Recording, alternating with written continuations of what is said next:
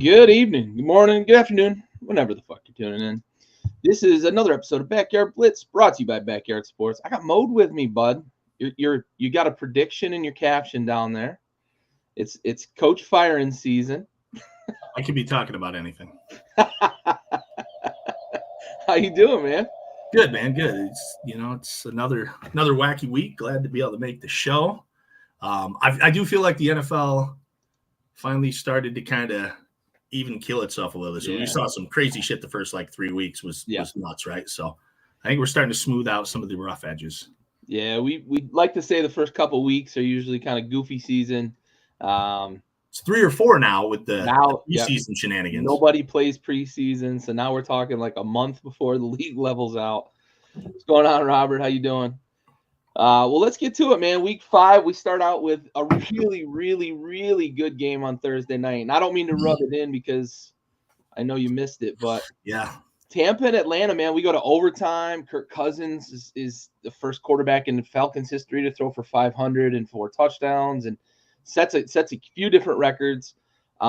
He's one of only 2 quarterbacks to ever throw for 500 yards and 4 touchdowns in primetime, Tom Brady being the other one, coincidentally, for the Buccaneers back in 2021, I believe it was. So very interesting game. We start to see Kirk Cousins. You and I talked a lot about the tentativeness with the Achilles and how he looked in the pocket. Was he comfortable? I think the last couple of weeks we've answered that question a little bit against a pretty good Tampa defense, especially to go for 5 bills and 4 tugs. What do you think, man? Are we starting to see the Falcons shape into form, and are they going to be a problem in the NFC? Yeah, I mean, I think they have to be, right? Like some of these predictions, and I still think Tampa has some juice. They have a much tougher schedule. Atlanta has an easier schedule, and sometimes with these teams who have talent, like Atlanta has some talent, I think if Atlanta and Tampa played the same schedule, I think I would pick Tampa 10 times out of 10. However, if you let a team gain some confidence, even if they're running over people who aren't that good, a lot of talking heads will tell you, oh, you didn't play anybody all season. You get the Philly effect. You go into the playoffs, you struggle. I think sometimes you just build yourselves up, especially some young guys. That offense has Drake London's a young guy. We still haven't seen Kyle Pitts do it. I told you, I think maybe first show I was out on him. But, yeah, Cousins, man, 250 per half. Per half, too. First person ever to do that. You loved it. So I was talking to a buddy at work, and we were having a little Kirk Cousins argument because I was like, well, finally he does it. And he was like, what do you mean finally he does it? That's what he does. He's a comeback guy. And I'm like, you only think he's a comeback guy because of you like that. Like everybody's hung up on that shit. Cousins hasn't got it done in prime time. That's been his bugaboo. A primetime game under the lights, and he gets it done. I don't know how many comebacks he had after you like that game, but I feel like people hang their hats on that a little bit. It's like when somebody gets lit up, a linebacker lights somebody up, and it's like national media. You start saying, oh, hey, he lights people up. Somebody did tell me, though, the last time Cousins had a comeback like that, it was against the Bucs, but I didn't verify. Well, that game was against the Bucs. Okay. So maybe he was confused, and that's what he was saying. That game was against the Bucs. That was Jordan Reed going nuts in the fourth quarter. So that's kind of funny. I don't know exactly what the numbers are. Actually, I'm trying to pull it up because one thing that I know I've said it on this show a few times is what happened to him often. So he's got 1 postseason game-winning drive. Right. I just think the stigma of the meme culture ran away with that a little bit. There was a thing years and years and years ago where people were saying, if you would ask an average person who was the most clutch player in the NBA, most of the answers you would get would have been Kobe Bryant or Carmelo Anthony, when the truth was their volume was high, but their percentage sucked. Sure. So, to me, that's not – but, again, I don't know what Cousins has, but I think you may be surprised to hear this. It's 31 game-winning drives in his career, 25 fourth-quarter comebacks. Where does he rank? I don't have that. It doesn't show? Okay, so it's more than I thought. But I think one big thing too is that gets lost on people is what happened in Minnesota a lot was he would come back, he'd get the lead, and then his defense would give the lead back within 40 seconds. And it is what it is. I think it's real. What's that? The primetime stigma for Cousins was real. He's been bad in primetime.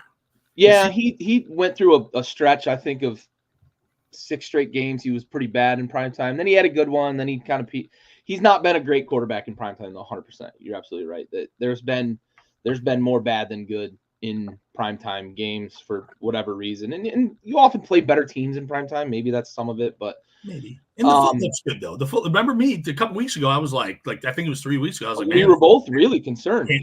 Plant. But he looks good now. He's moving in the pocket and out of the pocket.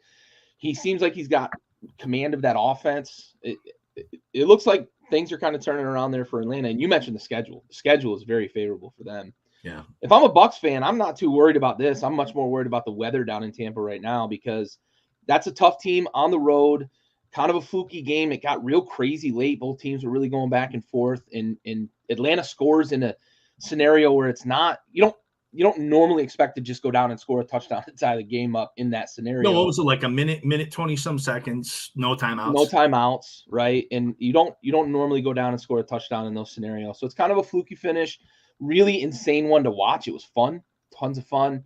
But Tampa looks like they're fine too. They do play a tougher schedule, but they look like they could be a wild card team if Atlanta ends up winning this division and vice versa. Right? I think they've already cleared one of the games that I didn't have them winning.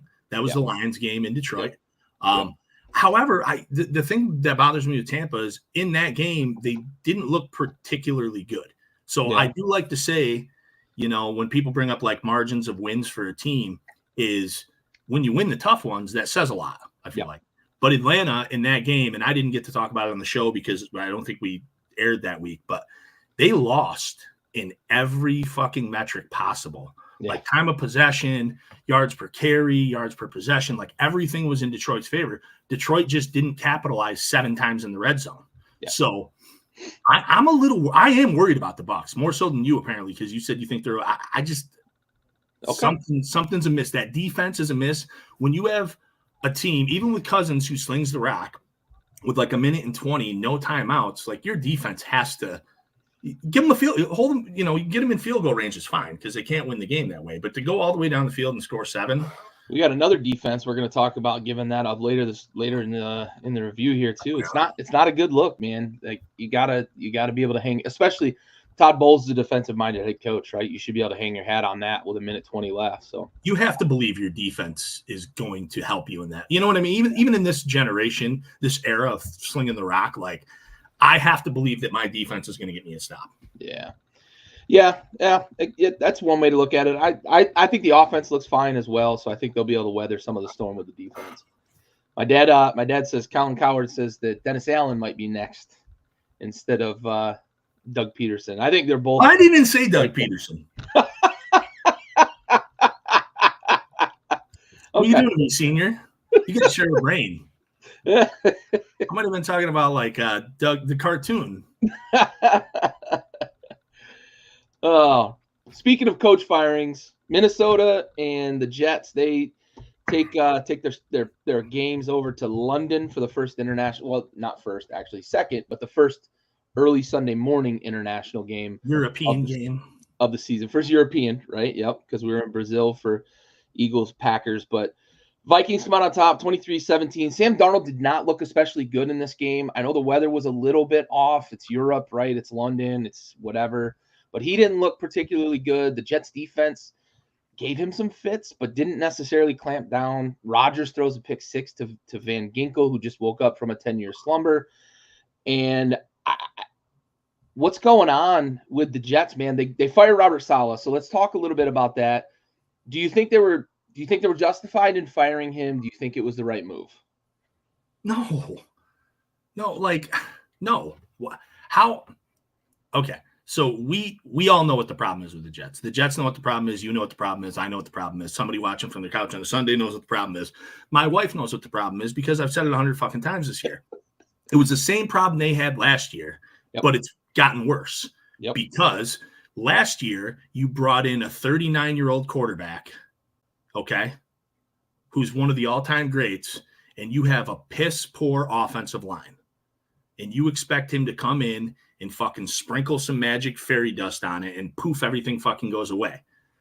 Now you have the same bullshit line. You're doing the same thing the fucking Bears have been doing in this offseason, saying you upgraded your line and getting people on ESPN to say they've addressed the line, but you didn't fucking really address it that much. And now you have a 40-year-old quarterback coming off an ACL tear. It doesn't work. And listen, some of that shit's on Rodgers, but some of those throws, because I've had the pleasure of watching 2 really fucking dumb Jets games now, it's frustration. Yeah. That Broncos game the week before, no time. It was sloggy. It was rainy, but like there was nothing. No time. I only caught some of this Vikings game, but like something's got to fucking give here. And it's the offensive line, and it's the Rodgers effect because they're not going to blame Rodgers. I don't think Rodgers wanted Saleh fired, but like, come on. You guys all know. And what's his name? What's the one owner? Woody Johnson. Yep. It comes out he didn't want Saleh to begin with. Yeah. So this is easy for him. Yeah. Fall on the sword. Okay, you might as well just let fucking Hackett take the team over and see what you get. Yeah, we tried that experiment in Denver. It didn't work. Go ahead, try it now. Yeah, I'm with you, man. And I think that there's a lot of sentiment out there that Robert Saleh wasn't necessarily a good head coach. And I don't care how you feel about Robert Saleh as a head coach. I think the Jets are a victim of the same thing that the Bears are probably going to be a victim of this year, and it's a victim of expectation, because the Jets took a roster that was so bad. And I said this for 2 straight years with Todd Bowles, that when he won 5 games with that Jets roster, he should have been coach of the year in back-to-back seasons. It was that bad of a roster. That roster isn't that much better now than it was back then. The offensive line is worse than it was then. They had a better offensive line then, but they had worse running backs, a worse quarterback, and worse wide receivers. And I don't want to even say worse quarterback, because we're seeing what Sam Darnold is doing up in Minnesota right now with some weapons around him. So really, you look at the roster around that team, and then you bring Robert Saleh in, and you expect that you're going to draft Zach Wilson, who was severely overdrafted, a bad pick, a bust before you even picked him. And you try to say that that's going to fix everything, and it's not, because as you said, they never fixed the O-line.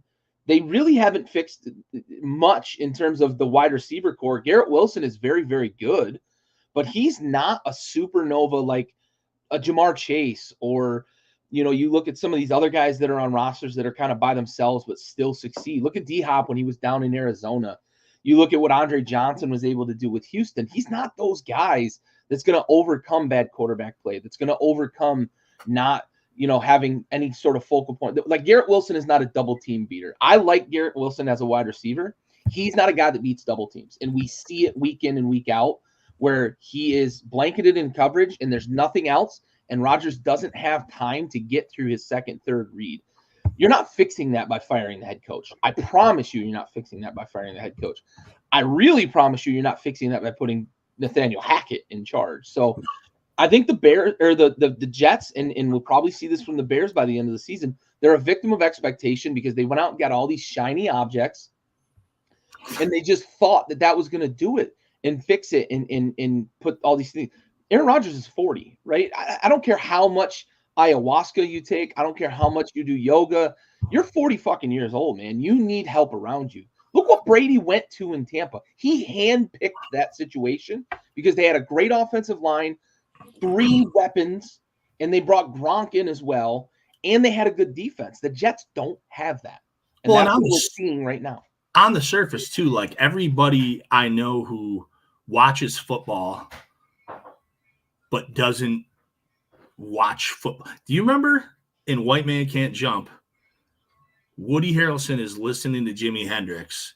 Oh, and yeah. Wesley Snipes tells him, you can't hear Jimmy. These people are people who watch football, but they're not seeing football, is how I'm going to put it. Yeah. They'll tell you that Aaron Rodgers sucks. Looks like shit. I've watched 2 of these full games. I don't think he looks terrible. I think the results look bad. Yeah. The results look bad. But, like, he's moving. That ACL doesn't seem to be bothering him. He's gotten beat up a couple times now too. Different, I think it was like his hip or his knee. The one game he was limping around a little bit, his back a little bit. But like, do I expect him to be the same Aaron Rodgers he was 7 years ago? No. Do I expect him to be the same Aaron Rodgers he was 2 or 3 years ago? Yes, absolutely. Who had declined a little with the Packers, but wasn't awful. What I am telling you definitively is Breece Hall is a really good fucking running back. The Braylon Adams kid or Allen kid that they brought in from the 4th round there, very good running back. These guys can't even run the fucking ball behind this line. Because that offensive line can't do shit. Like, if you're telling me that Breece Hall sucks this much, and some of you motherfuckers picked him like 2nd or 3rd in your fantasy leagues, how's that working? It's the line. It's the line. And one thing I can tell you about Saleh is he had the defense going. And that's a good defense. But he's a defensive guy. This isn't Madden. This is what you would do in Madden. You get all the shiny toys. You'd say, fuck my line.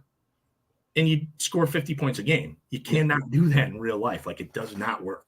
Nope, not at all. Yeah, we're going to talk about Dallas in a bit because that was not a convincing win for the 2nd week in a row here. But I think a lot of people are kind of souring a bit on Dallas. We're going to talk about that here in a little bit. Moving on, we got Chicago, Carolina. Chicago puts it on Carolina. Carolina's bad. I feel bad for Bryce Young, and I double feel bad for him now because they put him in late in that game because they wanted to protect Andy Dalton. Let's stop with the weird, like, personal shit, whatever this personal vendetta is that the owner, and it's silly, but the Bears looked probably how they should have looked against Carolina. One thing I will say, if Caleb Williams and DJ Moore continue to have this chemistry, and I know it's been 2 weeks and it's not necessarily been against great defenses, but they look like they've started to kind of figure out each other. And if that's the case, then this Bears team could threaten to be a playoff team, right? The talking heads out there that picked them for the Super Bowl are idiots. But if they're able to score 25 to 30 points a game with that combination clicking the way that they're clicking right now, that defense is good enough that they're going to win 10, 11 games scoring that many points.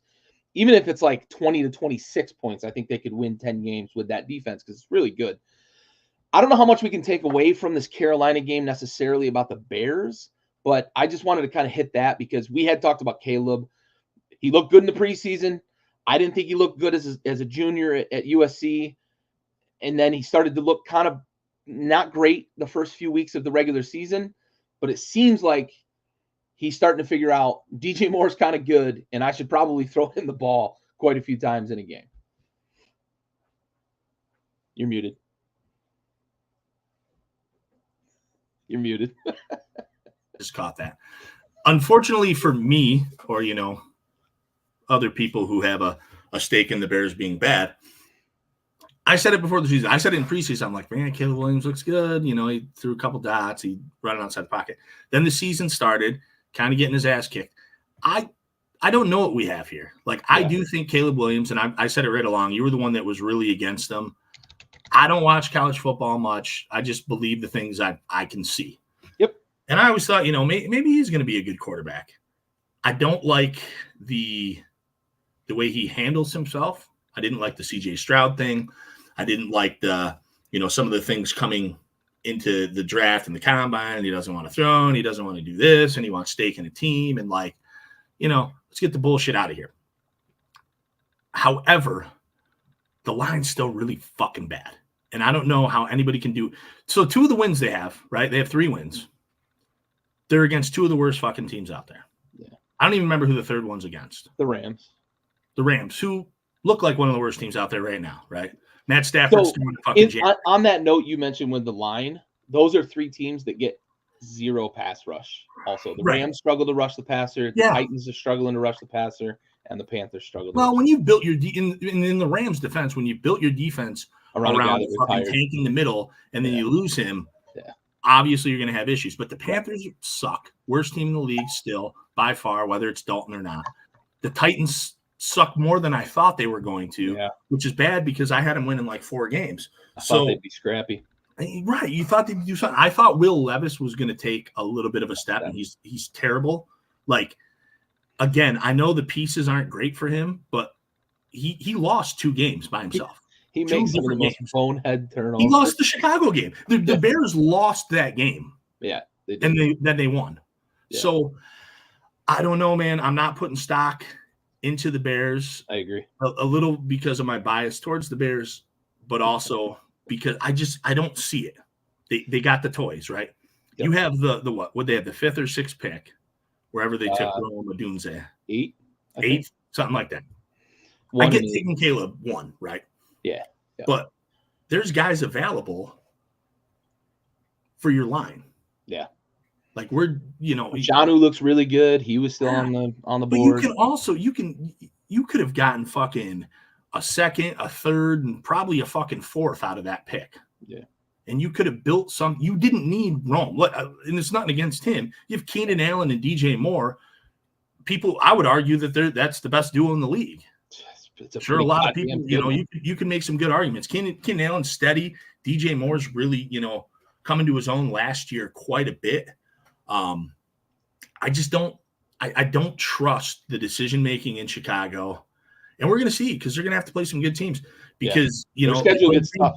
They play Green Bay twice, they play Detroit twice. Those teams will get after the ball. Yep. Minnesota, we're going to talk about them, but they play them twice. Yep. They're all pretty good. Commanders right out of division. They got the Niners. I don't know who else they play, but that's 6 games right there that you could have a lot of fucking trouble with, and you can get really beat up having a bad or subpar offensive line. So we'll see. I think they're always going to be able to make like the Camaro plays, the Corvette plays where they fucking Caleb gets free for a half a second, gets the ball downfield. It's hard to guard those guys. Cole Kmet's a good option too. DeAndre Swift can catch the ball out of the backfield. Rashawn, they've got a lot of good players offensively, but it's a lot of like, it's like buying a bunch of fucking bling for your, you buy rings and you don't have any fingers. I just fix your fucking line. I don't know. I don't know what to tell you. Yeah, for sure. Moving on, Jaden Daniels continues to look good. He didn't complete 90% like he did the week prior, but 34-13 against the Browns. And I thought one big thing out of this game was that the Browns defense early in this game looked like the Browns defense that I think we all thought they'd have coming into this season. They were in the backfield a lot. They were able to kind of clamp down on things quite a bit. Jaden threw some incompletions that he hadn't been throwing early in the season. But what I really, really liked as a Commanders fan is that he absorbed that and he seemed to adjust to it where he was a little more decisive as the game went on and he was able to kind of escape and convert a couple first downs. And then the pass game started to really open up. Brian Robinson continues to just be a man behind his pads. I didn't love it for my fantasy teams, but I loved that they got him out early in this game because he had a little bit of a knee thing coming in. Having a lead and being able to bench your starters is a luxury that we haven't had in a very fucking long time. But what I really liked, though, is that Jaden faced some adversity in this game and overcame it. Whereas on the other side of the ball, Deshaun Watson walked off the field on a fucking 4th down that the coach wanted to go for. God, he's such a fucking disinterested bag of shit. And if I'm the Browns, I think I have to seriously consider the possibility of cutting him and eating the money because he is an absolute fucking detriment to that team. I mean, that's what they're going to do, right? We all know it. And it's already what they want to do, but it's going to take 3 to 8 weeks longer than it should. So much money, too. So much money. 136, I think he's got left. It's really fucking hard to explain that to your owner. Yeah. And even when it's the right move. So I just don't get Deshaun Watson. I never will. And I don't have to, and it's fine. However, for you though, feels good, doesn't it? Oh, dude. I've finally walked into this realm halfway through the season before last where I was like, oh, fuck, that tunnel is finally not blocked at the end. Yeah. I can see is that light? Because I've never seen that before. Yeah. I don't know how to handle it because it feels. Washington's traditionally been a little better than Detroit, obviously. But the last, it's been a long fucking time. Long time. So it feels great. You feel good. It does, man. It does. It Running feels around the really house. good. I don't know how to handle, like, because I talked a lot about, like, during the Robert Griffin season, right? 2012. Everybody wants to try to compare Jaden Daniels to Robert Griffin, right? And I will tell you, I had trepidation during that season. He was a fucking lightning bolt. He was fun, but I also watched him take a lot of what Mike Shanahan used to call the Gumby hits. He didn't know how to protect himself, didn't know how to get out of his own way, didn't know how to run anything but a straight line, so he couldn't evade people. He was a hurdler, a track sprinter. He wasn't. That was the thing that always killed me with people is he wasn't athletic. Like he wasn't like it wasn't. People would be like, "Oh, this is like a Michael Vick." It's not. No, He's fast very as different. shit. He's a sprinter. He was a straight line sprinter.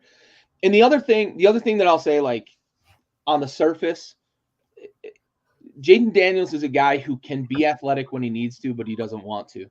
He's also a very different runner. He's a bit more. I would say Jaden Daniels is a bit more like Michael Vick when it comes to his running style because he's able to evade and get out of contact a lot. Lamar Jackson is sort of similar, but Lamar Jackson sometimes will take on tacklers when he shouldn't. He's been doing it all year. Lamar's gotten really bad this year. I don't know how he's going to survive the season. He's not. So I look at it I haven't felt this way. And by this way, I mean this 5-game bubble that I've watched to start the season. It finally feels sustainable. Yeah. This isn't 3-6. Washington in 2012 gets hot with a rookie quarterback, gets to 9-7 and wins the division because the division is dog shit. This isn't Alex Smith game manager and we get lucky with turnovers late in games and win 8 games and win a shit division, right? This isn't that. This feels very sustainable because I look and I see Jonathan Allen, I see Daron Payne, I see Terry McLaurin smiling all game. They're on the sideline mic'd up and everybody's like, dude, this is fucking fun, isn't it? Terry's like, finally, right. 3 years ago, he was like supposed to be, it was like his coming out where he was like going to be like a top 7 or 5 wide receiver. And then it just never happened because he wasn't given the opportunity. Right. It is different, man. It's a different air in the building. It's a different air on the sideline. When I see I'm sorry, finish your. When I see grown men on the sideline dapping each other up and being like, dude, we're having fun playing football finally. That tells me this is different. And that's what it was for me with the Lions too. Like I saw a locker room buy in. Yeah. They bought into the coach. They bought into the other players. Like that's what has to happen. So what do you think besides Jaden Daniels, what do you think is the biggest thing that changed in Washington? Dan Quinn. What else? Why though? Snyder. No, what else?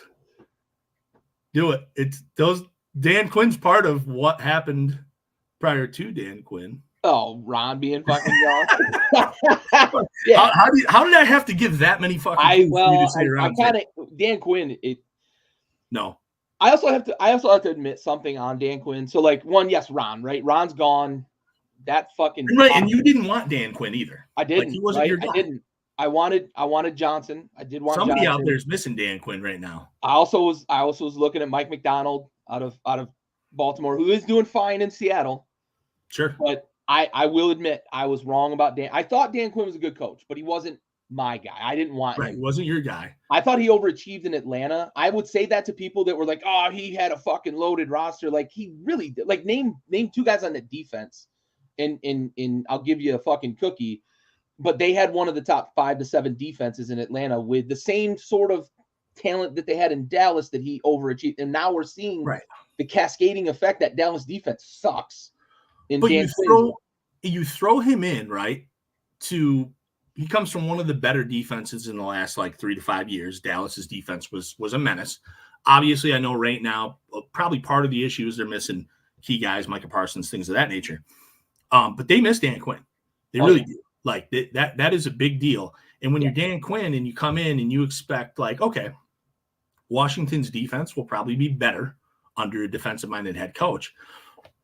Excuse me. But he comes into a Washington team who I know you don't love the offensive line, but he comes in and he has weapons on offense. Yeah. Like that's the thing. Like Robert Saleh has weapons on offense, but the worst trash can line ever. Yeah. He comes into Washington. He's got Terry McLaurin. He's got Brian Robinson Jr., who's just been waiting to be unleashed. We talked about it a lot last year with like just Ron not running the ball. They bring in Eckler, who's a fucking great compliment to, Brian Robinson. Yep. McLaurin, they have and then they have this wild card. Like Zach Ertz is a good player. They have this wild card at quarterback who they take, and it's kind of like, sometimes he was the second quarterback off the board. Sometimes he was the third. Sometimes he was the fourth. Yeah. And it was like, what's this kid bring? He was the guy you wanted. Yep. I will say the biggest thing for me, I've probably watched 6 quarters maybe of Washington football. I watched the whole game 2 weeks ago, the primetime game. He looks like a pro. Yeah. That's what it is to me. Yep. Like, I think there's definitely some things he can do better. And I haven't seen him take off a whole lot either, but he looks calm. Yep. That's actually one of the things I would give Caleb Williams credit for, is even when he was getting his ass beat some of those games, like getting sacked, he looks kind of poised. Like, I don't see a panic. Yep. You see a panic in somebody. Zach Wilson, we saw the panic. Yep. We saw the panic. Yep. So, yeah, congrats. Hopefully we can sing Kumbaya around a fucking fire and talk about how our teams aren't dumpster fires anymore. So, yeah. That's nice. Yeah. One last point. You bring up a good point. The offensive line. I know I stand for Joel a lot this offseason because I want a cornerstone tackle. What I will say is what you mentioned about Jaden Daniels, he looks like a pro, his poise, his decisiveness has changed the calculus for the offensive line. But we don't know a guy's going to look like a pro until he's in the pro game. Yeah, right. But one thing that we've talked about in the past is the complementary play between both, like, your D-line and your defensive backs, right? When you get pressure, you can cover well. When you cover well, you get opportunities to get pressure. Right. When you're decisive as a quarterback, your offensive line doesn't have to stand up for 5 seconds, right? When you're getting the ball out, you're decisive, you get it out, or he breaks contain and goes for 45 yards because nobody can catch up with him. Yeah, he's already calculated and figured out his next move. Yep. So that helps a lot, and that cleans up a lot of the issues with the O-line. Sam Cosmi looks like he might be a Pro Bowler. He might even be like a second-team All-Pro guy. He's a fucking dominator. We look a lot better on the offensive line, and I think it has a lot to do with the fact that number 5 is making decisions quick, and he's making the right decisions. And everybody's juiced up too. When you go on the field and you're not worried about what your fucking quarterback's going to fuck up or what's going to go wrong, you just play better too.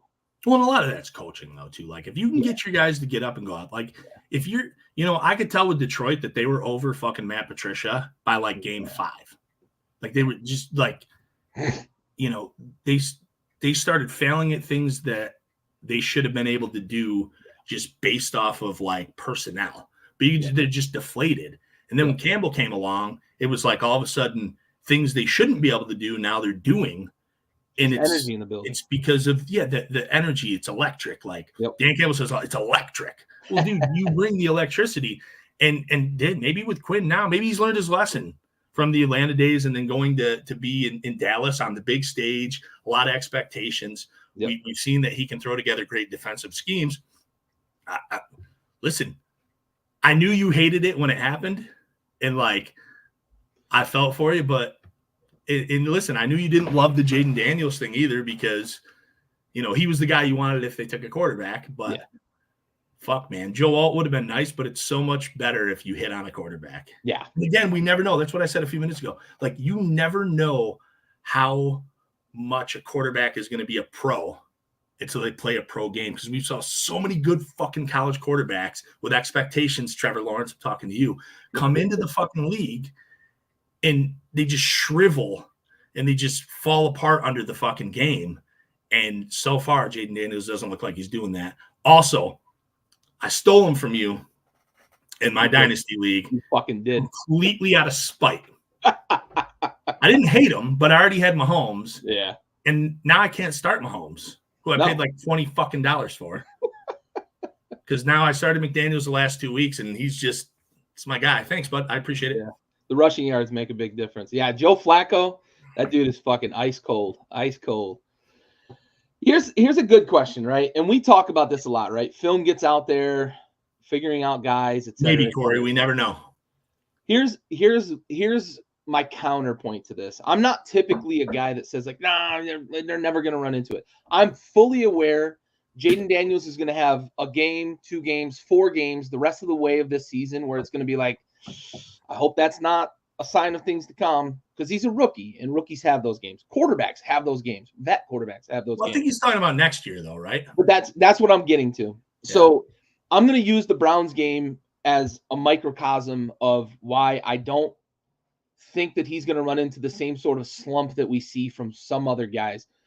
I don't know that he's going to necessarily continue to grow through his sophomore year, but in the Browns game, I saw him face adversity early in the game. Things weren't clean, looks weren't clean, and he and Cliff and the company, they got together and they figured it out, and they started to make the Browns defense look slow. They started to make the Browns defense look like they weren't prepared to stop this offense as the game went on. And I know that we can talk about the Browns offensive side of the ball and whatnot, but the Browns had a lot of time of possession in this game compared to like what you would think for a team that scored 34 points. But Jaden and company overcame throughout that game. So I think that alone tells me that when teams adjust, they're going to have a counter punch to it, and they're going to be able to counter that. He's also not reliant on like one trick either. The dude is accurate at all 3 levels. He's maybe, I don't want to lump him already into this group, but like the throws I've seen him make to Terry and Diami this weekend with the one throw he made to the corner, he's making throws that are like Rodgers and Mahomes and Allen. Like those are the guys that make those deep throws look like that. And he's doing that. He's comfortable at all 3 levels, and he's very decisive, and he gets out of the pocket, converts for first downs, moves the chains. It's hard for defenses to cover at all 4 levels. It really is. And he puts pressure on defenses at all 4 levels. What I would say to Corey quick before we have to move to the next one is, yeah, the sophomore slump, super real thing. Yeah. But the above average ones and then on up, they figure it out. Yeah. Like, you don't even have to be a great. Like if you're a decent, you're the 17th best quarterback in the NFL, it's probably because you figured it out. Yep. For sure. Yeah, there's a lot of guys that come in with a ton of hype too and don't. And Trevor Lawrence is one of those guys that I think we're starting to see maybe the beginning of the end for a guy like that. Unfortunately for Jacksonville, they just ruined him. I'm not sure who. What's that? I said somebody might have ruined Trevor Lawrence. I'm not sure who, though. We'll talk about it. Yeah. New England, Miami. Miami gets a much-needed win. They're really scuffling since Tua went down. New England's scrappy. They're going to be chippy defensively. They can run the ball a little bit. But Miami's really, really struggling. 15-10 here. They get the win. And it's probably – if Tua doesn't play another down the rest of this season, that's probably 2 teams drafting in the top 5, honestly. I think Hundley can get it together. Maybe. It's going to take 2 or 3 weeks, though. And so, to your point, I think Miami can play spoiler, maybe late in the season. Second half of the season, because at this point, if it takes him 2 more weeks, right? I mean, we've seen this guy, make a Pro Bowl, be a good player on a team that was good in the Ravens, but this Miami team doesn't suck, especially offensively. So I think he just needs time. I mean, he came off the couch. Well, that's the thing. He was with that Ravens team the whole season. Right. Right. And everybody wanted him to start that first fucking week he came in. Yeah. And I'm just like, that'd be a disaster. Like, you can't just bring a guy in. Doesn't matter how good they are at football. Right. You bring Tom Brady in and he's going to struggle. So I think he needs to get acclimated. And maybe I'm just hoping because I have Tyreek Hill and a lot of Tyreek Hill stock. Well, listen, I'm going to write a book, and it's not going to be R. Kelly wise, but it's going to be Surviving Tyreek Hill, because I'm surviving him. Besides my one league that I didn't like, thanks for the win, bud, even though I was dead in the fucking water. I don't know how that happened. You got hot, dude. I'm not sure, dude. I was dead, though. I even told you I was dead in the water. Like, we were projected like within a point of each other, and then all of a sudden I looked at it, and you were projecting like 150 points, and I was like, the fuck? This happens every time. My points against are so unfair. Yeah. B-Rob had 2 tugs in the first half, and then they took him out, and that killed my. Listen, it was close, man. That Xavier Worthy, I was like, I saw he didn't have a touchdown. And I'm like, oh, that motherfucker ran one in. Nope. Scumbag piece of shit. And then what's his name? I have Shaheed. Yep. Thanks, bud. Yeah. Okay. Help me out. Yeah. Raul's 5 minutes out, he said, which is great because he's going to be so disappointed when he gets here. Yeah, because we've actually gotten through a few games. Indy Jacksonville, I was on Victory Island here. I had a feeling that Jacksonville wasn't going to go to 0-5. That was really the only reason I picked this. They were at home. Otherwise, I think Indy's the better team. I just thought that 0-4, they've heard the rumblings potentially about the coach. Maybe you're going to get up and play for the coach here. That's really it. They looked better on offense. I think Bigsby had a big game. My fucking Travis Etienne is not doing well for any of my fantasy leagues. I have him in 2 leagues. I have him in our dynasty league, and I'm 0-5 in that goddamn league. I get 2 people every week. I've averaged 2 people a week going out mid-game. That's fun. He whooped my ass in London last year against you. Yeah, he did. Fucking murdered me. Yeah, he did. 3 tugs. It was so gross to go into the 1 o'clock games, and I'm already like 60 points. I'm already filleted and fucking halfway into the pan. Like, shit sucked. But, yeah, I mean, my thing with I just don't trust the Jags, man. Like, I don't know. Even, like, they can be up fucking 20 points. Yeah. And I have no faith. Like, I don't trust them. And listen, it's no secret. My little headline there is Doug. I think Doug Peterson has ruined Trevor Lawrence. I think you might be right. Listen, maybe the hype for Trevor Lawrence was unfair because like we're talking generational, next best thing since Andrew Luck, next best thing since Peyton Manning. In high school with him too. That type of thing. He hadn't lost a game since like his sophomore year of high school. Right.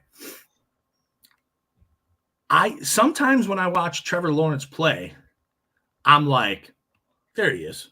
And then sometimes when I watch Trevor Lawrence play, I'm like, there he is. This fucking guy doesn't even belong in the NFL. Like his numbers are Daniel Jones-esque, which is terrible. Yeah.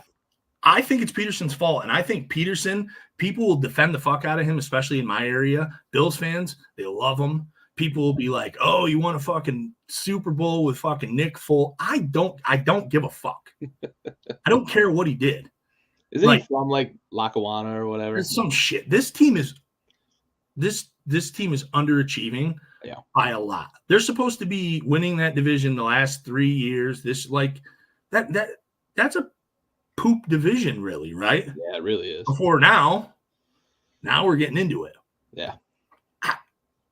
I'm blaming Doug, man. At this point, and if I'm a guy with financial stake, like an owner, I'm choosing Trevor over Doug, even right now. And I'm pulling the plug next week. This week, I would have pulled the plug 2 weeks ago. Yeah. Seems like a nice guy, but get him out of there. Oh, it's fucking Charlie. Look at him, dude. Listen, it's funny, dude, because I just had gotten into the lobby tonight, right? And I didn't think Charlie ever watched the show, but I just got into the lobby and I made the name what it was. And then I was surfing Facebook and I saw Charlie bitching about Doug Peterson, like firing him. And I was like, I almost texted him. This one's for you, kid. Even though I had it beforehand, I was fucking Peterson sucks, dude. Nice guy. Seems like a real nice guy. Seems like a type of guy like you'd want as a father-in-law, but fuck, I don't want him coaching my team. For sure. That's a big win for them, though. You can't go 0-5. That's for damn sure. Moving on. Speaking of coaches, Buffalo, Houston. We were all on Buffalo. I can't decide whether 13 seconds or 29 seconds is worse. Because the Bills had about 20, I think it was 29 or 31 or something like that. 29 seconds left, I believe, is what it was. When they got the ball at the 1 motherfucking yard line, and they decide they're going to throw the ball 3 times. At the 1 yard line, they're going to throw the ball 3 times. The only result that could have come from that is exactly the result we got. You try to punt the ball, you outkick the coverage because you're trying to flip the field from the 1 fucking yard line. And Robert Woods returns it 15 yards, gets down. They get a little play. They kick a field goal. They've got one of the better field goal kickers in the league, dude. You've got to make them use the timeouts and run that fucking clock. You hand that ball off 3 times, or you run naked bootlegs with Josh Allen 3 times. One of those 2 things is the only option you have in that scenario, because the only outcome is negative if you don't. Sean McDermott, you've been saying it for a long time. Sean McDermott, after this weekend, I've been out on him, but I thought the team could kind of overcome him to certain extents. Josh Allen, you've taken up for him even when I could tell you didn't want to sometimes. Yeah, right. I've tried to like divert, and that's the worst. I said 2 years ago, the other day, or 3 years ago. I think I actually started it early last year, maybe the year before, late last year. Either way, that's the worst coaching decision I think I've ever seen. Honestly, 13 seconds was bad. You could probably convince me that if you kick it deep, you put them at the 25, you expect your defense not to give up 40 yards in 13 seconds. You could probably convince me of that.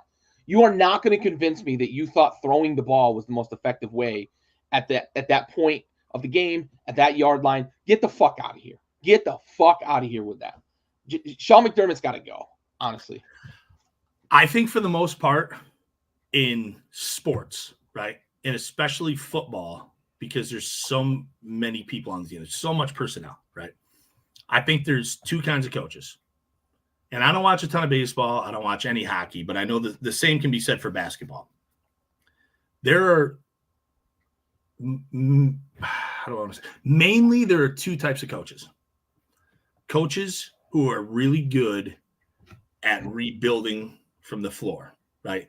They're the foundation guys. Like, they can take a bad situation or a situation that's been bad for a long time, and they can build that shit up. And McDermott did a really fucking good job at it.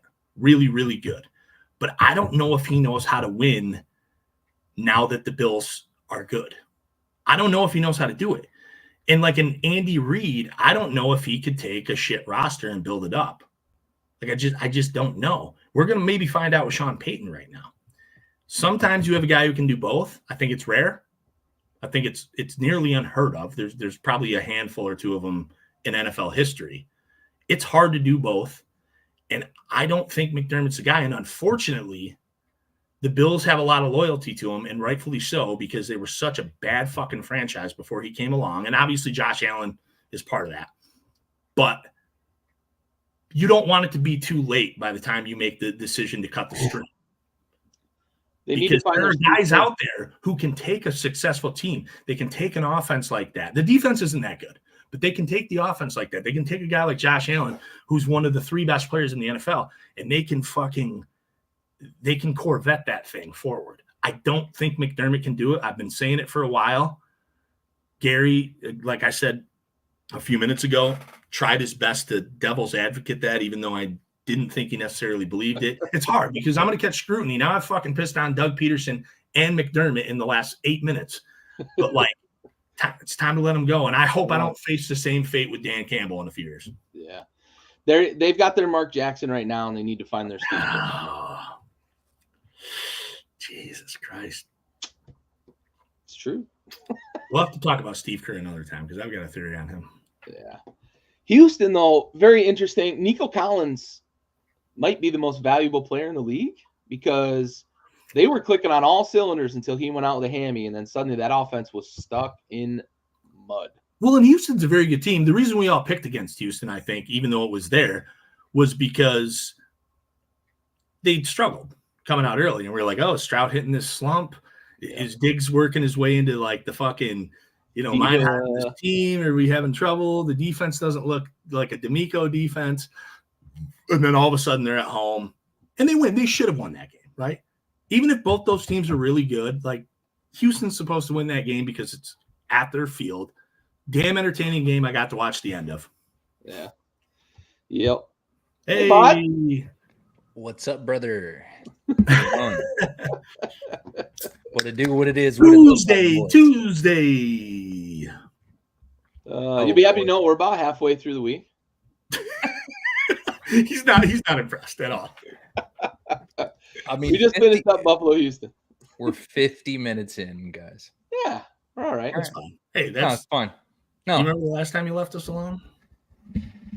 I don't remember because it took me. House was on fire and all the scraps were gone. It took me 3 days to watch that fucking episode. It took me you 3 fucking days to watch that episode, dude. Anyway. See, Senior's got it. See, he knows these guys are doing great. Listen, it doesn't matter if I'm present or not. The show is great regardless. I mean, I'm probably just preventing better shit from happening, if anything. Is what it is. Okay. Okay, so where were we at? Sorry. Cincy, Baltimore. Man, I'm so glad I didn't side with Cincy on this one. But yeah, what a game. Yeah. Yeah, very entertaining game, very disheartening game. Since he had it in the bag, Holder dropped the ball. Then they just couldn't stop Derrick Henry, who's a mutant, as we've all discussed plenty of times. Joe Burrow looks great. That defense looks so bad, and it might be the detriment of this team this year because they can't stop a fucking nosebleed on defense. Kudos to Baltimore, though, staying with it on the road. Stuck it out, found a way to make the comeback against that bad Cincy defense. But, man, Joey Burr and Jamar Chase and T. Higgins. We had a T. Higgins sighting this weekend. He looked really good. It's not good on defense, though. That's really bad on that side of the ball.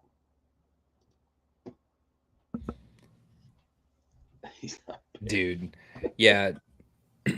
I continue to question how much investment we thought they put into the offensive line, because I feel like we even may have started the offseason talking about it and had mentioned that we thought that Cincinnati was going to make some good improvements to really kind of protect Joe, but god damn, zero protection. Yeah. Lamar shook those guys, but man, that stiff arm he put on, oh boy, twice against one of the better defensive ends in the league too. Then found Likely in the end zone. How do you have 3 defenders near Likely and that ball gets caught? Yeah, Corey, that fake was disgusting. Yeah. God, so good. Doug is next. Like everybody's just like having an opinion about who that was about. Yeah. Fuck. How do I had to piss? What were we talking about? Cincinnati, Baltimore. Yeah. So yeah, I ended up working Sunday this week. The Lions had to bye, so I worked a shift and I came home. I watched the very end of that Bills-Texans game, and then I watched the very end of the Baltimore-Cincy game. Just like, what the fuck? Everybody's on Burrow's case. They were on Burrow's case last week too, right?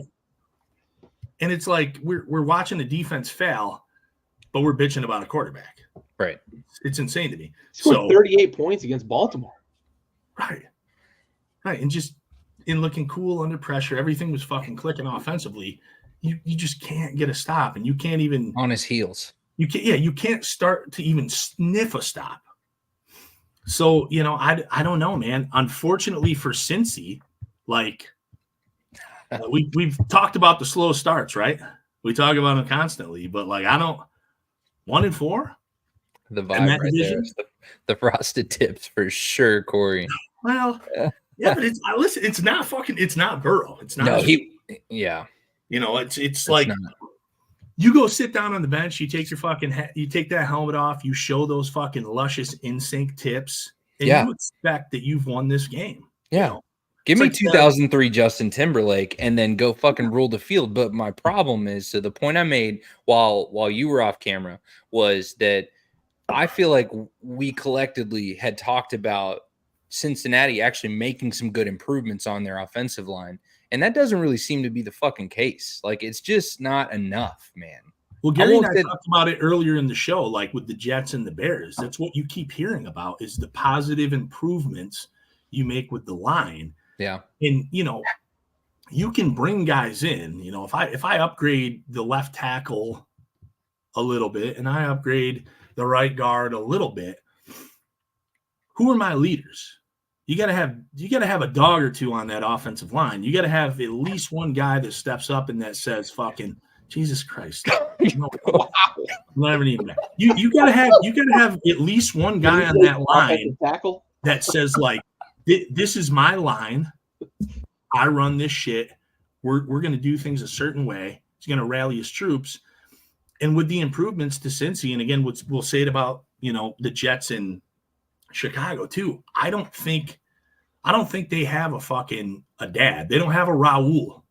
They don't have an adult on that line that takes charge and rallies the people, because these teams, listen, they have brought in some guys. All three of these teams, they brought in some improvements theoretically, but like you've got to have somebody. You've got to have somebody that takes it over, and unfortunately, that's just not happening. And the defense for Cincinnati, again, it's Baltimore. Baltimore can hang points on you. But if I'm Burrow and I sit down and I take that helmet off, I have to feel like that game's over. I have to feel like Georgia. And then you walk out feeling like Georgia. Yeah.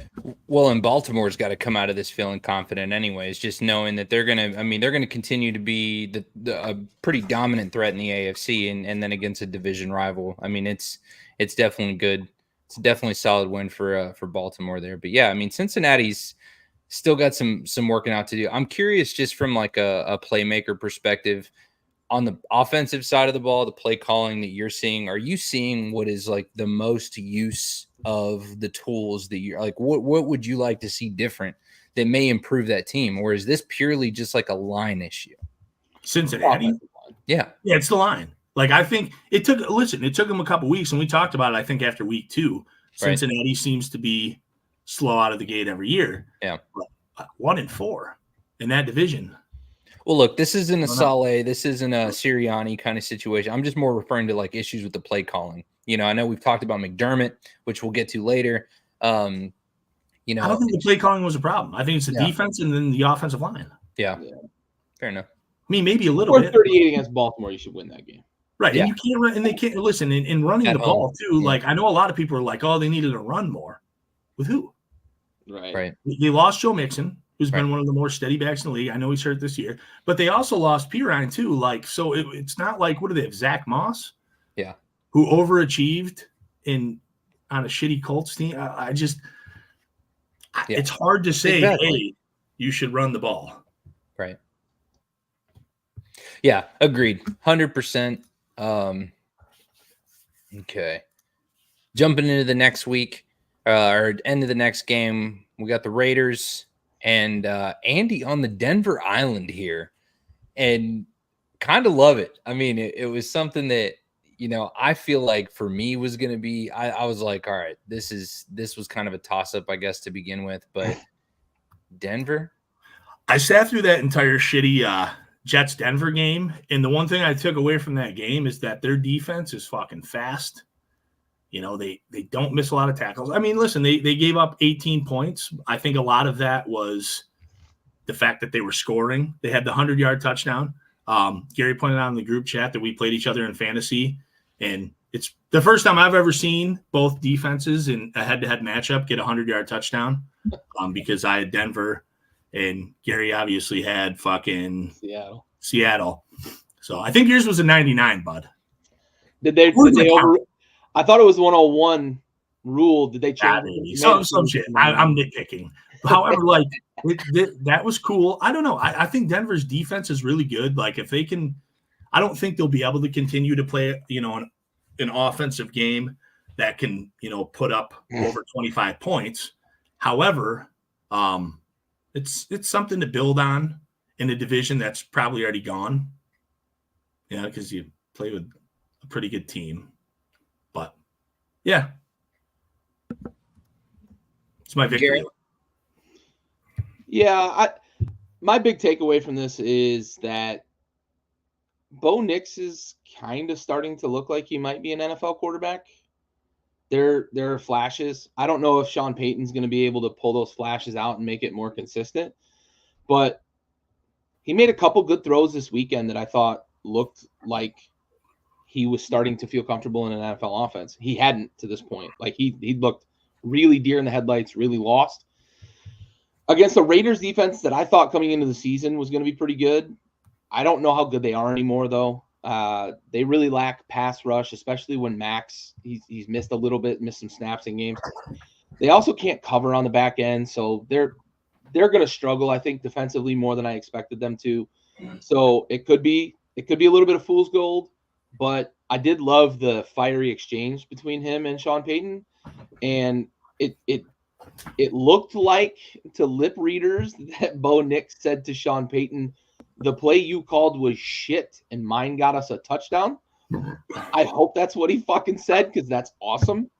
I don't know how to Sean Payton of all people too. That's Payton would if he did say that, we'll know, because there'll be a fucking bounty on him next week.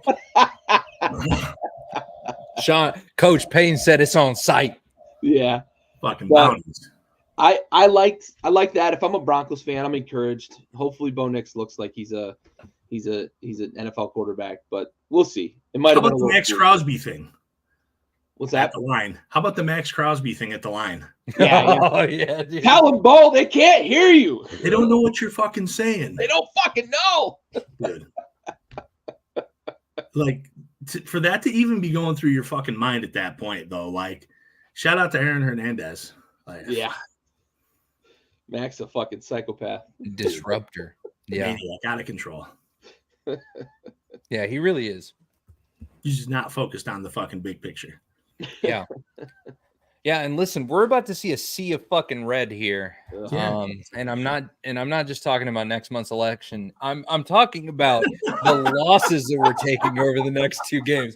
Come on, baby. Oh shit, man. Just slide that in there. Anyway. Well, not if those damn Democrats keep making them fucking hurricanes. Making them hurricanes at red state. They need to quit clouding the seed in those fucking clouds, and they're taking out some good God-fearing Republicans down in Florida. Motherfuckers be like, can't change the climate. Climate change ain't real. Them Democrats changing the climate. What the fuck is? Holy shit, dude! That's a very ignorant assessment of those arguments, but anyway, showing, baby. That's fine. No, get your baby some more Mountain Dew, dude. They're making the frogs gay. That's a fact. I heard that. I got the documents right here. Fucking wind turbines are fucking making whales gay. Yeah, exactly. Real fucking barn burner in San Francisco. 24-23. And this is beginning a two streak here of us just taking an absolute L. So, Andy? San Fran's just taking an absolute L, right? Like they lost some things. There were a couple weeks. There was like the Minnesota game. There was another game where I can make an excuse for San Fran. Right? I can say, oh, well, I think it was the Minnesota game where Debo got hurt. Kittle's banged up every week. I have Kittle in fantasy, and this motherfucker enters a Tuesday or Wednesday every week, questionable. Every single week. Every week with a Q. So, they were beat up. Obviously, they're missing McCaffrey. But huge things. That team is too good.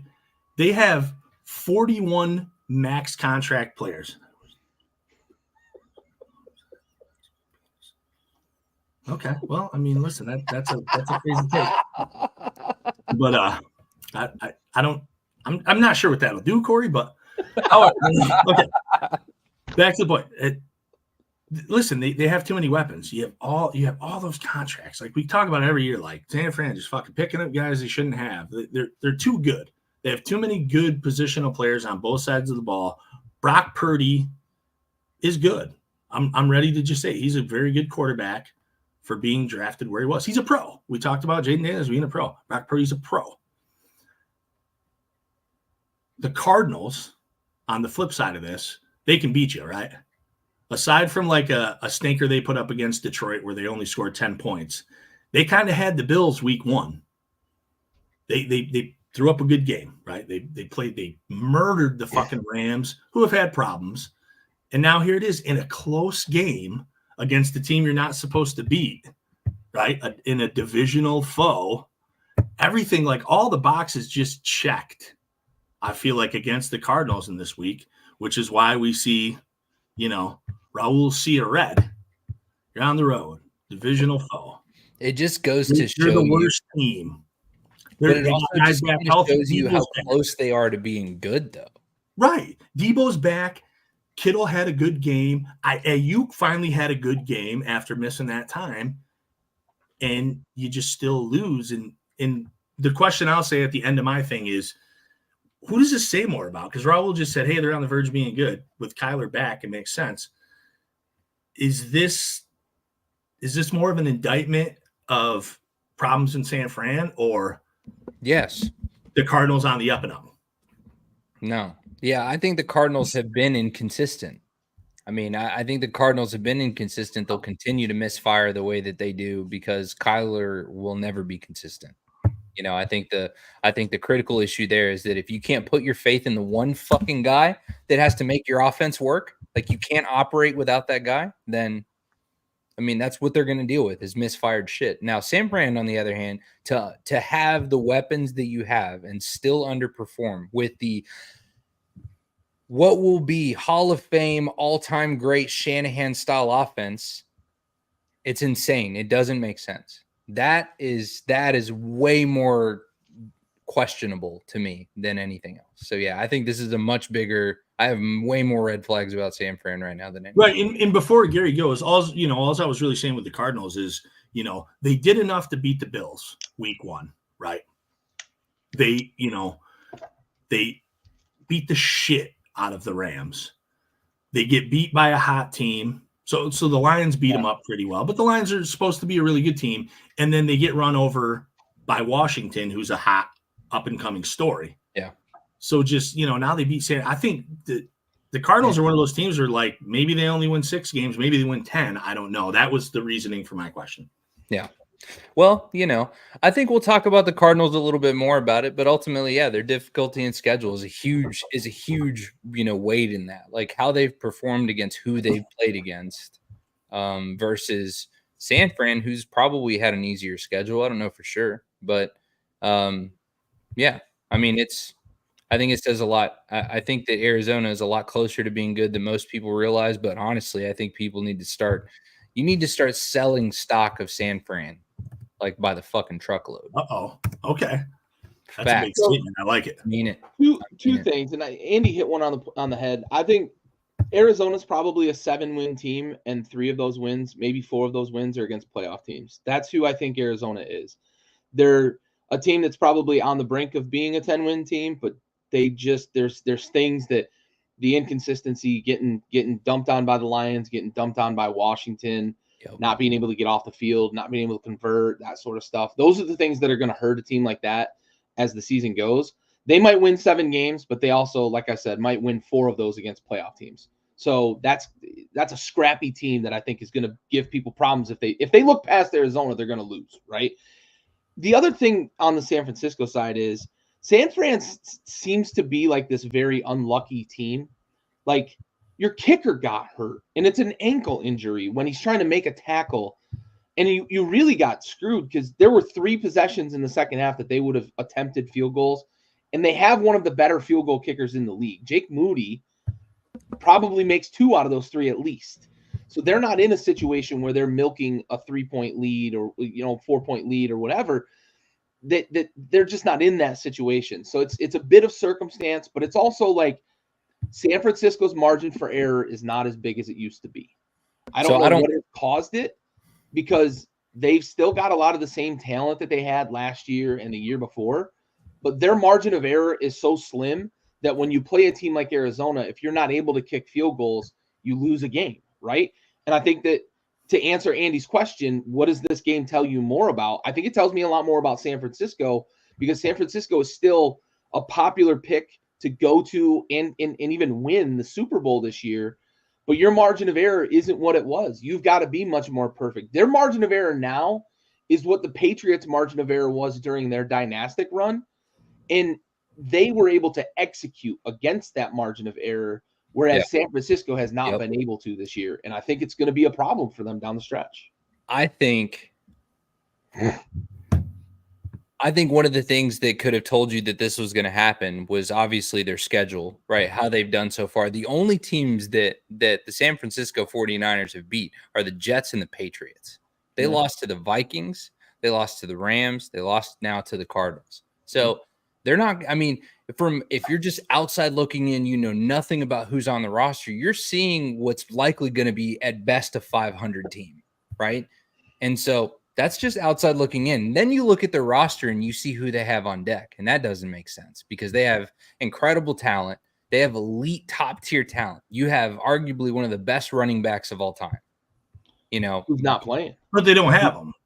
But they don't have him, right? He's Kobe Bryant in Germany. You got Kittle back. You have all these weapons. You know who you are? You're, as much as fucking Niner gang's gonna hate to hear this, bro, you're the Dallas fucking Cowboys, bro. You've got weapons and you can't do shit with them.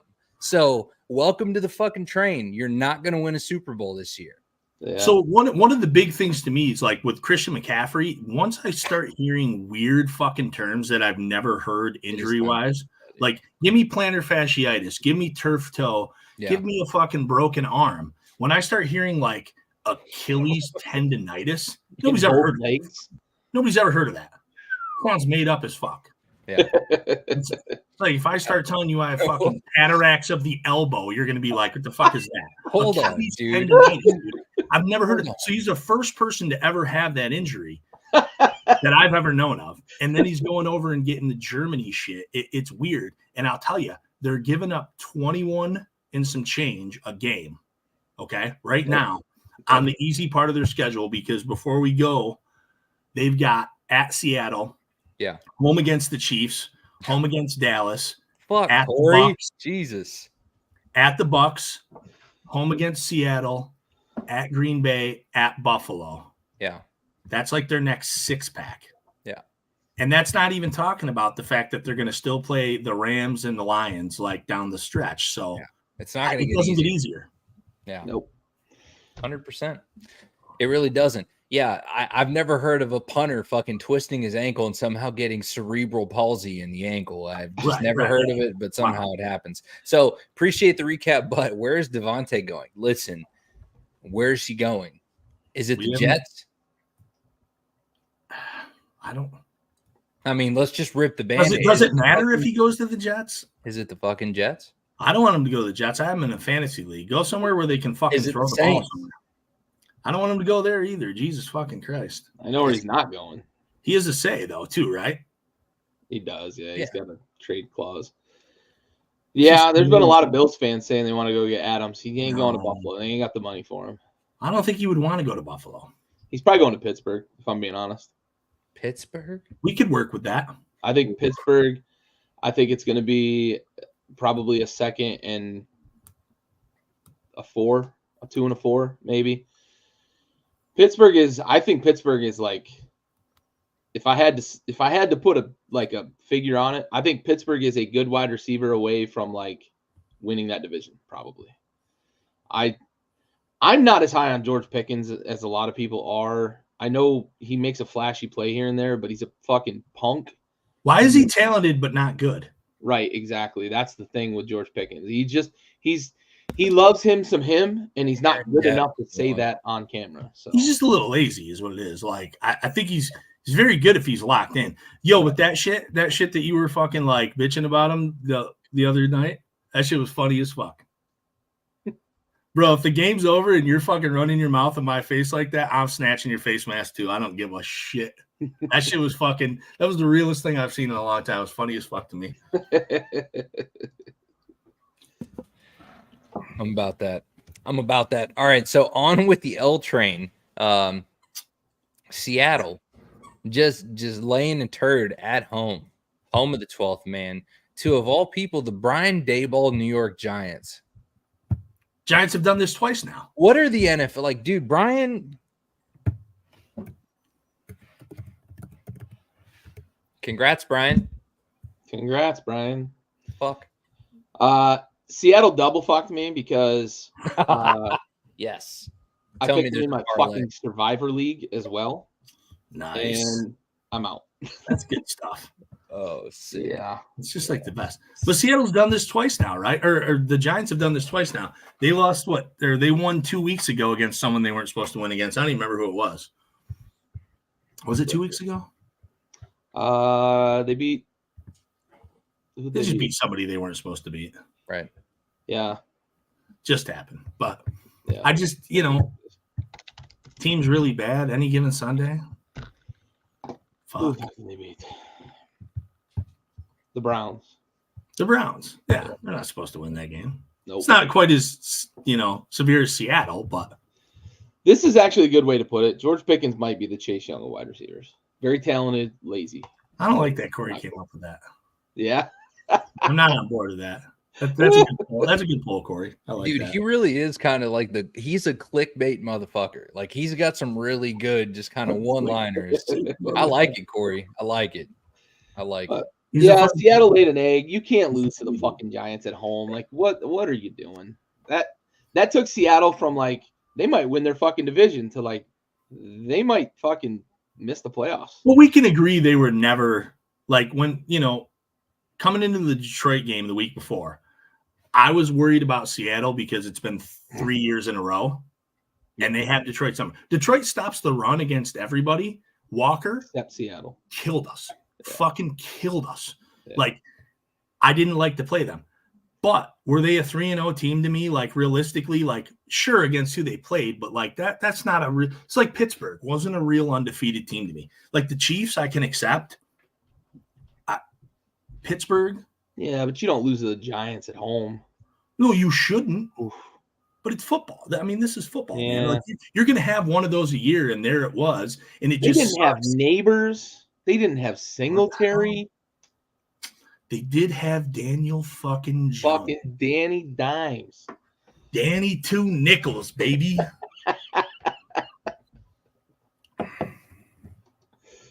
I don't even know, dude. I feel like he's man. He's lying. He's lying. All right. Like he's really like 7 cents. He's 2-bit. I mean, anyways, 6 pence. I don't know. Do you guys even know what that phrase means? 2-bit. Anyway. All right.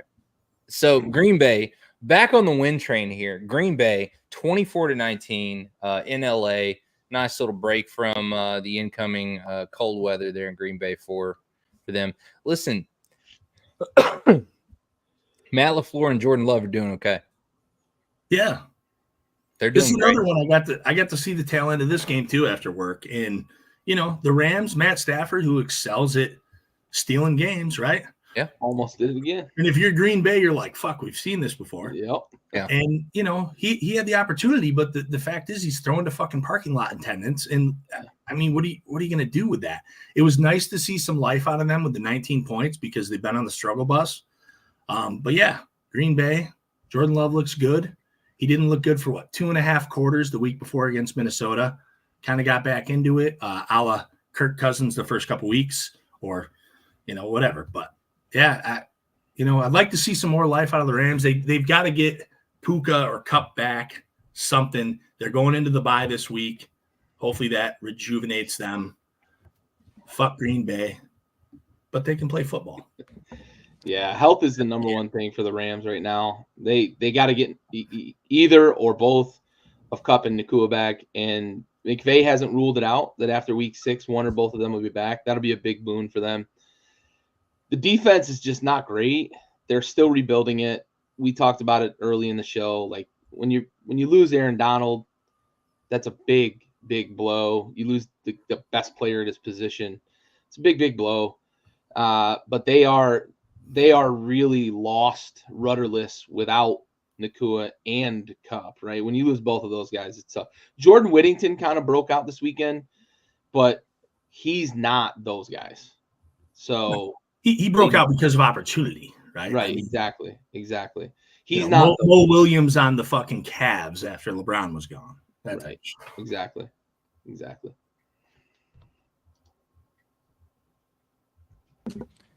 And on to Dallas. I'm on the loser island here. Having you are my own team. Listen, I Listen, and I'd fucking do it again. You hear me?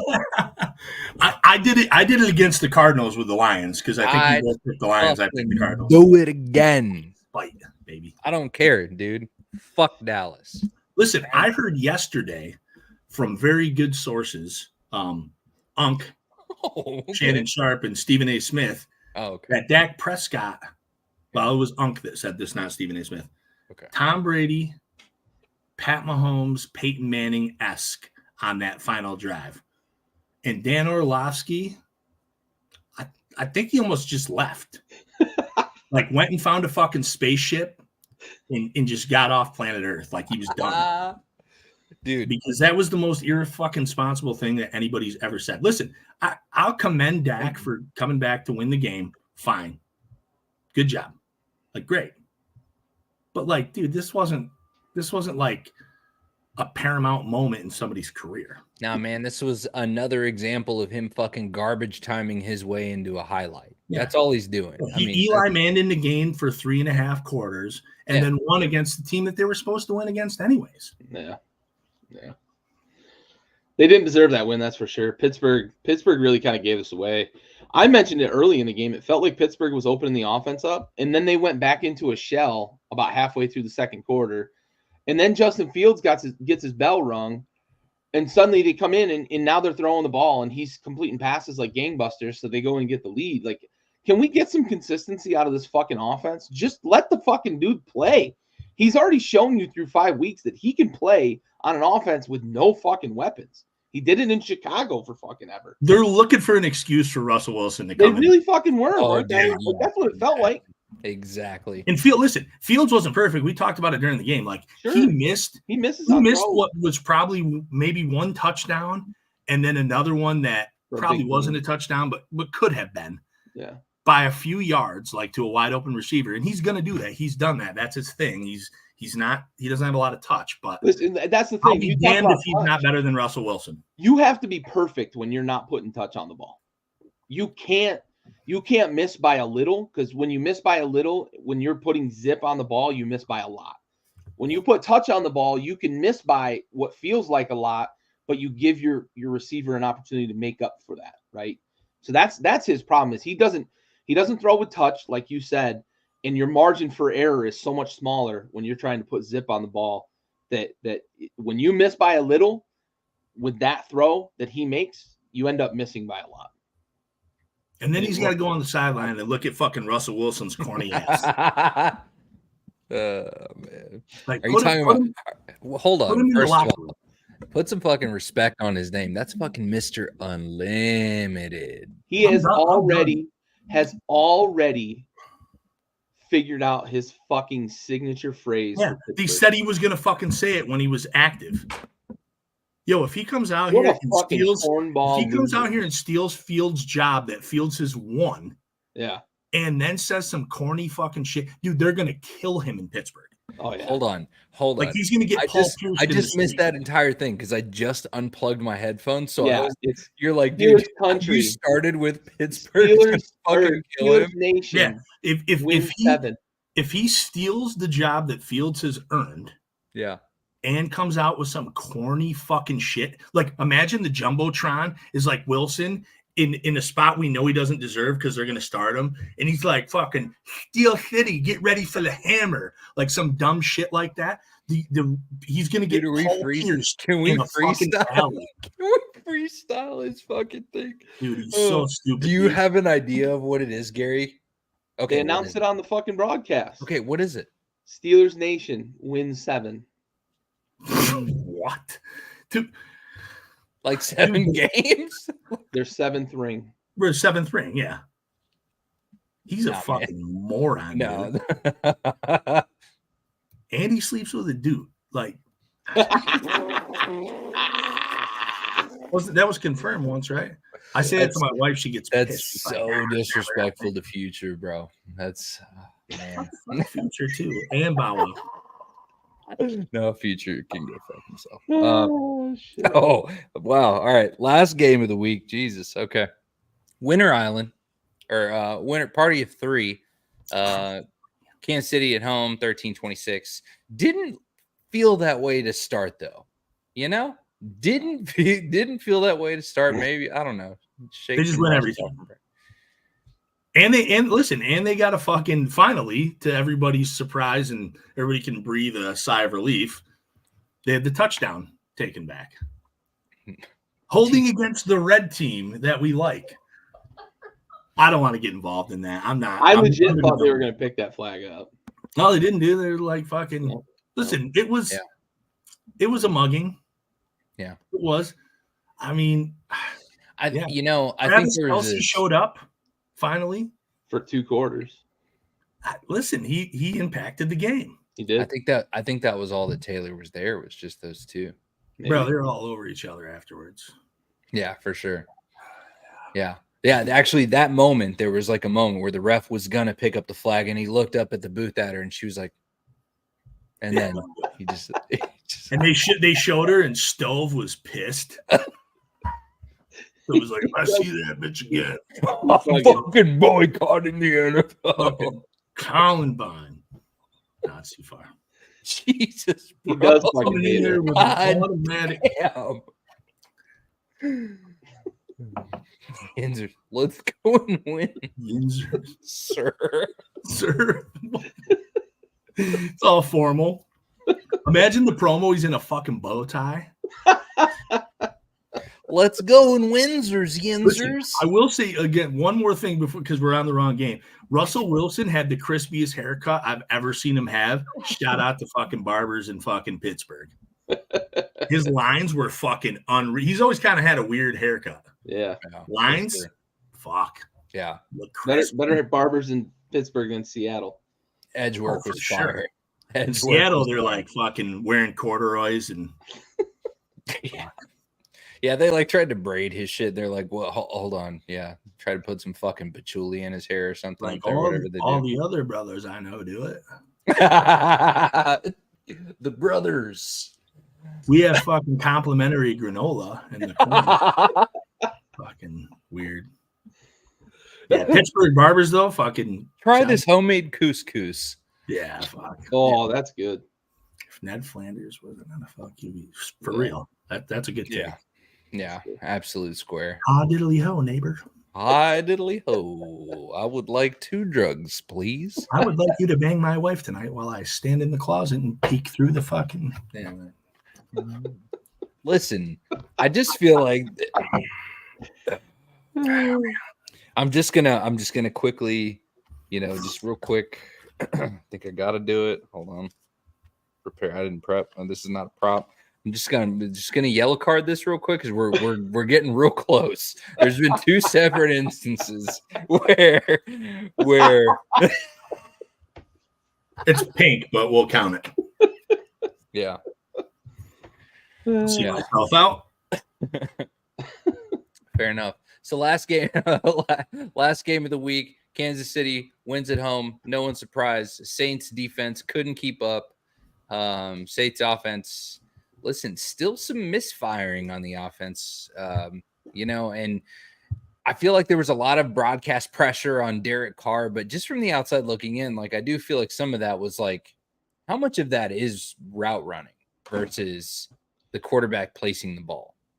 So I don't know what's wrong with the Saints. A ton of blame on Derek Carr. I don't know there's something wrong with the Saints offense. They are very, very reluctant to like admit that Chris Olave is their best weapon or something. I don't know if it's Derek Carr and he just hates Chris Olave, or if it's the offensive coordinator and he also just hates Chris Olave. Like, you've got I would say Chris Olave is one of the 15 best wide receivers in the league. I think from a route running talent and contested catch ability perspective, he's probably maybe 20. I'll go 20 to be safe. I don't think that's far off. He's definitely above. I would say he's above average. So he's top. He gets 15. like 4.5 targets a game. It's fucking absurd that they do that to him. I don't understand it. And they do it basically at the detriment of their offense. It totally just, it's like cutting off your nose to spite your face. And they suck because of it. I just don't get it. Also, we're starting to see that the Saints were pretty fucking fool's gold the first 2 weeks. They've been really bad the last 3. Kansas City kind of diced up that defense a little bit, beat them up with the tight ends early in the game. Didn't do a whole lot in the second half. I do want to shout out Harrison Butker. Fucking asshole, missed a field goal and cost me a fantasy matchup. Appreciate it. Lost by 1.6 points. Fucking appreciate it. I also want to shout out Andy Reid and his fucking inability to get Xavier Worthy going. Cost me the matchup against Mode. Yeah. Real fucking fun night last night, guys.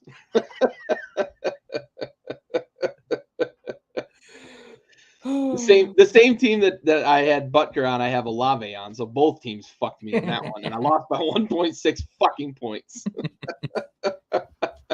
Absolutely beautiful. Oh, it's fantastic. Mode, we were just talking about your victory. Yeah. Thanks to fucking Xavier Worthy being a ghost. Well, listen. It was we talked about it earlier. It was lost for me. Yeah. I needed it though. 0-4. You were 0-4. My least favorite. I was 3-1. I could absorb it, but it still fucking stinks. I drafted 4 teams. That was my least favorite one. I knew it once I was like 5th in the draft. I hate that shit. Middle of the pack sucks. And I'm like, I'm some people can do it. I mean, some people prefer to be there, but I'm like, every time I'm just like, fuck, this team sucks. Yeah. I don't like this team. I don't like this team. However, I'm usually putting up enough points to like win, like not dominate, but win. But the points against me have been insane. Yeah. Listen, I'm not winning this game. I'll be lucky to win 4 times. Yeah. And it's because of the team that I drafted. We suck. I'm going to change my name to We Suck right now. It's a good idea. Well, as long as one of those wins is against Gary, I mean, it's a solid season. So I need it 2 weeks in a row because I beat him in the keeper league last week. You did. Okay. Yep. Although I like that team, though. I'm and you know, you left $130 on the table. So yeah, but it doesn't help. How many wins you got in that league? I'm 0-5. Yeah. Listen, I left 100 and some bucks on the board the other team, and I'm fucking 3 and you're doing well. But yeah. Listen, I literally each week I've had at least 2 guys go out mid-game on that team. It's been a fucking brutal slog. It's like a curse league over there. It's bad. It's bad. Damn. Hate to see it. That one's bad. I'm probably gonna go 0-13 this year. That one. Gonna go over? That's so hard to do. I don't think. Yeah. I fucking might. Unless the injury fucking curse lifts. We'll see. Dude, if you do, you're getting kicked in the nuts. I deserve it. There's 4 teams with only 2 wins. Nobody with 1 win, though. I'm not even out of the playoffs, though. Well, I mean, it's been 5 only weeks. 5 weeks in, right? Like I'm not completely eliminated. That's optimistic as fuck. I'm not out of the playoffs yet. I'm not out yet. Well, that fucking hill's just getting steeper, isn't it? Yeah. It's like the one my parents used to fucking walk up to and from school. No shoes. In the snow. Stafford losing Cup and Nakua fucking hurt me too, because that's my quarterback in that league. Oh, ouch. You're just fucked from the start, aren't you? Yeah, that one's not going well. Well, and we talked about it earlier, but I stole Jaden Daniels from him. You did. Late. Oh. And it was out of spite though, because listen, it's almost poetic. I already had Mahomes. It's almost poetic. I didn't even want Jaden Daniels, but he had fucking taken guys from me like 3 times. I was getting sort of pissed because he's fucking holding money and he's not bidding on shit. And every time I'm trying to steal somebody cheap. I'm trying to steal a guy cheap 3 times and fucking Gary's taking him. And Brian Thomas Jr. was the icing on the cake. So when the Jaden Daniels thing came, I'm like, I'll spend all my money to get him. I'm going to bet the farm on this motherfucker. Dude, and what a guy to bet on. Hey, you want Mahomes? No. Oh. Hell no. Hell no. Who does he throw to? He's been fine. Fantasy dud. Nah, he's been okay. Yeah. I mean, he's mid this year as a fan, like compared to years better past. Than Matt Stafford. He is. It's true. It's not saying much in fantasy world, though, I'd imagine. I might be picking up Aiden O'Connell this week. Well, thanks for the info. Oh wait, speaking of real quick before we move on, one of the leagues I'm playing in, right? I'm playing a dude, and he was in 3rd. I'm in 2nd. Okay, same record. and he has Sam Laporta and Taysom Hill. All right, we'll make a virtual hug. Okay, so he's got Laporta and fucking Taysom Hill. So Hill's out, Laporta's on a bye. So I'm looking at the shit. I'm like, how can I fuck this guy up? So I don't see anything good tight end wise. But then he's got Anthony Richardson. So I go in and I'm like, oh, fucking Flacco. So I pick Flacco up like night before, real scumbag shit. Dude, that's so petty. That's so petty. Well, because he didn't have a second quarterback. But there was a couple guys he could have picked up, but then he rolled. He messaged me in the thing, and he's like, I'm going to roll with Richardson. He's doubtful, but I think he's going to play. I'm like, okay, pal. Didn't work. You ever done that before where somebody needs a defense and you just pick up and drop I do it all the time. 4 defenses? I do it all the time. Playoffs, I'll do that shit for sure. Scumbags. Yep. Flacco had like 33 points this week. I know he did. But I have Lamar in that league, so. Oh, yeah. Okay. Always a killer. Yeah. All right. Well, for those of you guys that are new, I don't think anybody here that's watching right now is new to the show. But if you are new, if you're watching this after this, and first time watching, thanks for watching. Continue watching, please, every Tuesday night. We are a veteran-owned podcast, and we dedicate every episode to a fallen service member in our Folds of Honor sponsored segment called our Salute to Service.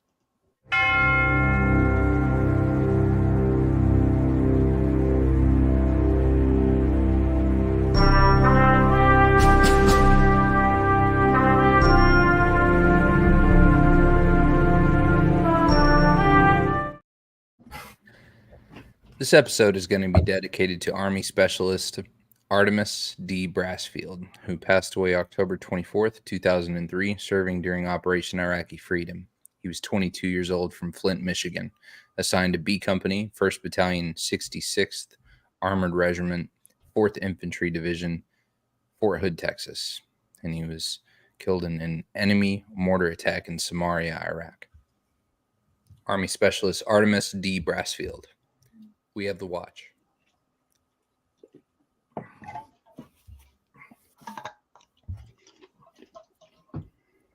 Artemis is a fantastic name, by the way. I love that name so much. That's such a sick ass name. It's kind of a cool name.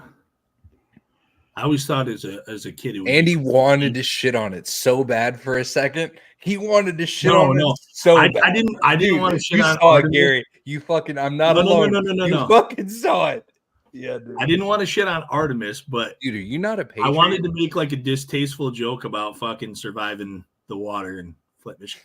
I always thought as a kid, like, cool to live in Flint, Michigan, because my last name is Flint, and then you find out the place is. And you're a Lions fan. Yeah, and I'm a Lions fan, yeah. And you're a Lions fan. And then the place sucks. Worst shit ever. Yeah. Yeah. I was gonna say dog water, but that would be more drinkable. By far. Hot dog water, better. Right, that's what I meant. Tastes better. Dasani tastes better. I don't understand the hate on Dasani, and I'm Me not either. I saw a video earlier. Fuck. It's better than Aquafina. Aquafina's terrible. That's when I will agree. I can't do. Everybody hates Dasani. Like I see it all the time.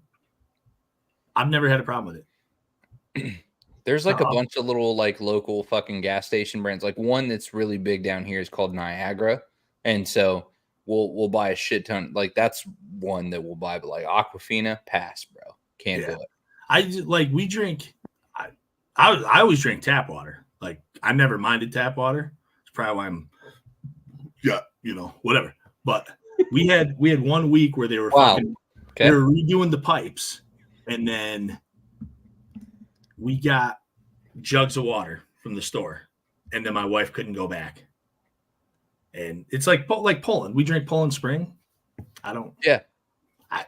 Green bottle, right? Or green label. The worst shit is the Walmart, the fucking Great Value shit. Oh, dude. Or I think it's actually, it is Great Value. Mm-hmm. Walmart's always weird because they have the Great Value and the Sam's Choice. That Great Value shit, terrible. They used to always get it for us at work. we'd have it just like in the shop. Yeah. Now we've got like one of the fucking big fucking 3-gallon things on the water machine. Dude, we get pallets of Kirkland water. Okay.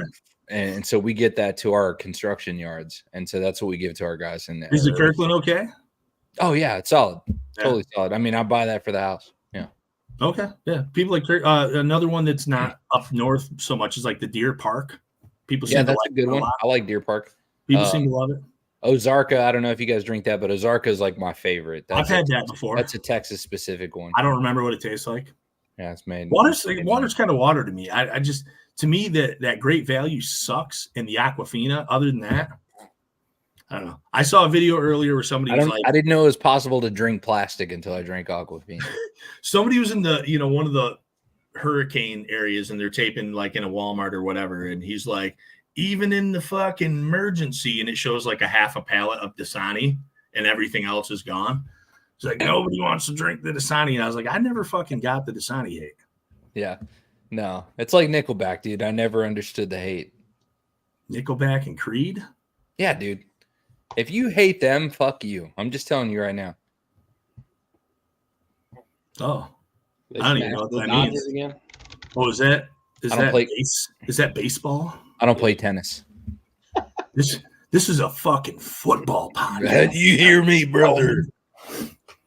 I didn't take shit tonight. I wasn't even paying attention, honestly. You wouldn't know. You would assume this was a bottled water podcast. We've been talking about that shit for the last fucking 5 minutes. So let's get into week 6. Fuck's sake. My bad, Gary. Gary's been impatient as shit over there. He's real eager to talk about how San Francisco's going to fucking redeem themselves. You can tell when a motherfucker doesn't drink water. Look at him. I drink water. I drink plenty of water. All right, let's fuck you. Let's go. Oil. Good friend of mine. I'll drink to that. Yeah. San Fran, Seattle. San Fran's going to bounce back. The Jake Moody thing really threw a stinger in the matchup last week. You can't have that bad luck 2 weeks in a row. And Seattle coming off that fucking egg. Cheers. That egg against fucking the Giants. Just don't have confidence yet in Seattle. Andy says he can't trust him. I agree. You just can't trust him. Yeah. Understand. It makes me feel like that's the reason they're going to win, though, right? Because they lose a couple weeks in a row. Fucking probably. I don't. Who the fuck did I pick? San Fran. We all did. We're unanimous here. That's tough. Listen, this wasn't an easy one. I don't think. This is one of the ones I went back to. Isn't it funny that we're having to waffle on the fucking Seahawks? I think we should have, anyways. Though they've been good the last 2 years. I don't know that we would have. I don't know that we would have said that at the beginning of the season. That's my in division. Yeah, on the road. Sure. Where is it? It's in Seattle. Right. It's a good point. I think those are the ones that kind of get your numbers sometimes, but that's fair. This shit got my bad, Andy. No, you're good. I was done. This shit got Gary's goat going. He's on the Jacksonville Island. You're sipping Jacksonville Kool-Aid.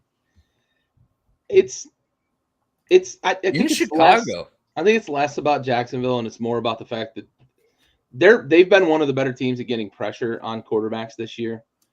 So I worry that Caleb, maybe we're going to force him into a couple of turnovers. I agree, Calvin. Yeah, short week division game. Yeah, it's Thursday night too. That's another good point. They're always tough, despite that. Thursday night on the road in division. But Jacksonville, I think right now they're playing for the coach's job. I think they see Andy's caption and they're playing for the coach's job. You're going to get a little bump from that. Maybe it's not sustainable for 2 weeks, but I don't know that I still am not a huge believer in the Bears right now because of the things we talked about, Andy. That O-line, I don't know that I can trust them. Jacksonville gets after the quarterback really well. Josh Allen is becoming a premier pass rusher. He can throw the ball really well. He can also rush the passer. But that's for me the big thing. I think they're going to get pressure. You almost had me real fucking confused for a second. I just think they're gonna give Caleb problems. That's what I look at. I think Jacksonville's the better team, and this was one I went all the way through, and then I had to come back to. And it pains me to pick the Bears. as far as trust goes, Jacksonville is like my Epstein Island, my Diddy party, my Calvin's Flint, right. Michigan water. My fucking pallet of baby oil. Right. I trust anything. I don't trust fucking Jacksonville because they're like the team. They should be winning. Like this should be an easy win, even on the road for me. Like I should be at this point. What are we? Year 3, year 4, year 3. Trevor Lawrence, year 4. Jesus, it's been 3 or 4. I think it's 3. Maybe it's 4. No, I think it's 5. I should be able to easily pick him with the cast he has and with an anchor like Josh Allen who doesn't throw the ball. The trust, man, it's broken. Yeah. Yeah. 2021 Jaguars. Jesus. Yeah. So 21-22. Yeah, so this is year 5. 4. Year 4, right? No, 4. You're right. Year 4. Yeah. Year 4. Yeah, so 3 years. 3 years of this shit. Yeah. Yeah, there's a lot of Toradol and the drug they don't test for anymore on Thursdays. I don't listen. I had a fucking Toradol shot like a few months back for my back. I didn't do shit. So like I say that to say this. It does help in instances with a lot of things, but every time somebody goes in the locker room at halftime and they come out okay, everybody's like fucking Toradol. Dude, that shit is not fucking angel dust. I promise you. Dude, I had it twice for my back. It did nothing at all. Like I had no relief. Well, it's not going to ever really provide relief to like severe issues, right? So whenever you see these guys go back on the field, it means one of two things. It means either their issues were not severe or there's some bad motherfuckers. Right. But I just see people treat it like, like you get somebody gets fucked up. Like Mahomes, what was it last year with the ankle? He comes back out and he's still hobbling and he finishes the game in expert fashion. That was an awesome finish. And people are like, fucking Toradol. Like they're so fucking clever, dude. I'm like, dude, that I promise you that shit is not heroin. Right. Like it just doesn't work that way. And again, I had it. And you know what? When I had it, it was only last year. I had it and I was like, oh fuck, I'm gonna come out of here. I'm going to go run a fucking marathon. I'm going to be able to sit in a chair again without fucking being dead. Nope, nothing. Not a fucking thing. Shit's trash. Yeah, calm the fuck down. You should be sorry. Yeah, I mean, we'll fucking bottle water to football to fucking lower back problems, goddammit. And we out here. Listen, 40, bud. We're old dads. We got real problems, goddammit. Corey, I know you got a fucking bad back. It loosened my back in it for a day or two after it's stiff. So yes, dude. Exactly. You get it. I only saw loosen and stiff. Bro, that says more about you than Kelvin, I think. So Houston United here. Pats at home in Gillette Stadium going to take a fucking L against Houston H-Time. You know what it means. Listen, CJ's going to continue to be on the up and up. Yeah, they've turned it around, right? Like they were coming in high expectations, kind of floundering a little at the beginning of the season. Those weird weeks, right? And now they get a quality win, and they get a quality win over Buffalo, who's a good team, but they do it down to the wire, which matters. So, yeah, shout out to Houston. Okay, it's fair. I love you. Two things about this game. I mean, they are. I mean, they're not bad. They are. I mean, so two things about this game. Dads love you, kid. Don't be a hater. Yeah. So I was going to mention the Collins thing. I don't think Diggs is going to break out. I think this is going to be like a 18-13 win, right? I think Houston wins this. Both teams are probably going to be in the teens. New England might be in the single digits. This because of the second thing I wanted to talk about. I will never understand coaches that decide they're going to start a rookie quarterback against monstrous pass rushes.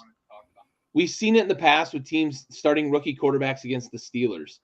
We've seen it in the past with teams starting rookie quarterbacks against like any Bill Belichick fucking coach team, right? Like what I don't know what we're thinking making that their debut. It's so fucking stupid.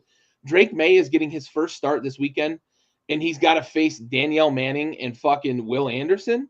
Real fucking smart, OJ. I don't know what you're fucking doing over there. Or Gerard, OJ. One of them OJ has Mayo, a the fucking, basketball player. one of them has a chick's name, so who cares? Yeah, but he's one of the better pass rushers in the He's league. got a girl's name though. I don't give a. I ain't But fucking afraid of I don't know what we're doing fucking throwing Taylor Wolves though. Like, come on. What the fuck?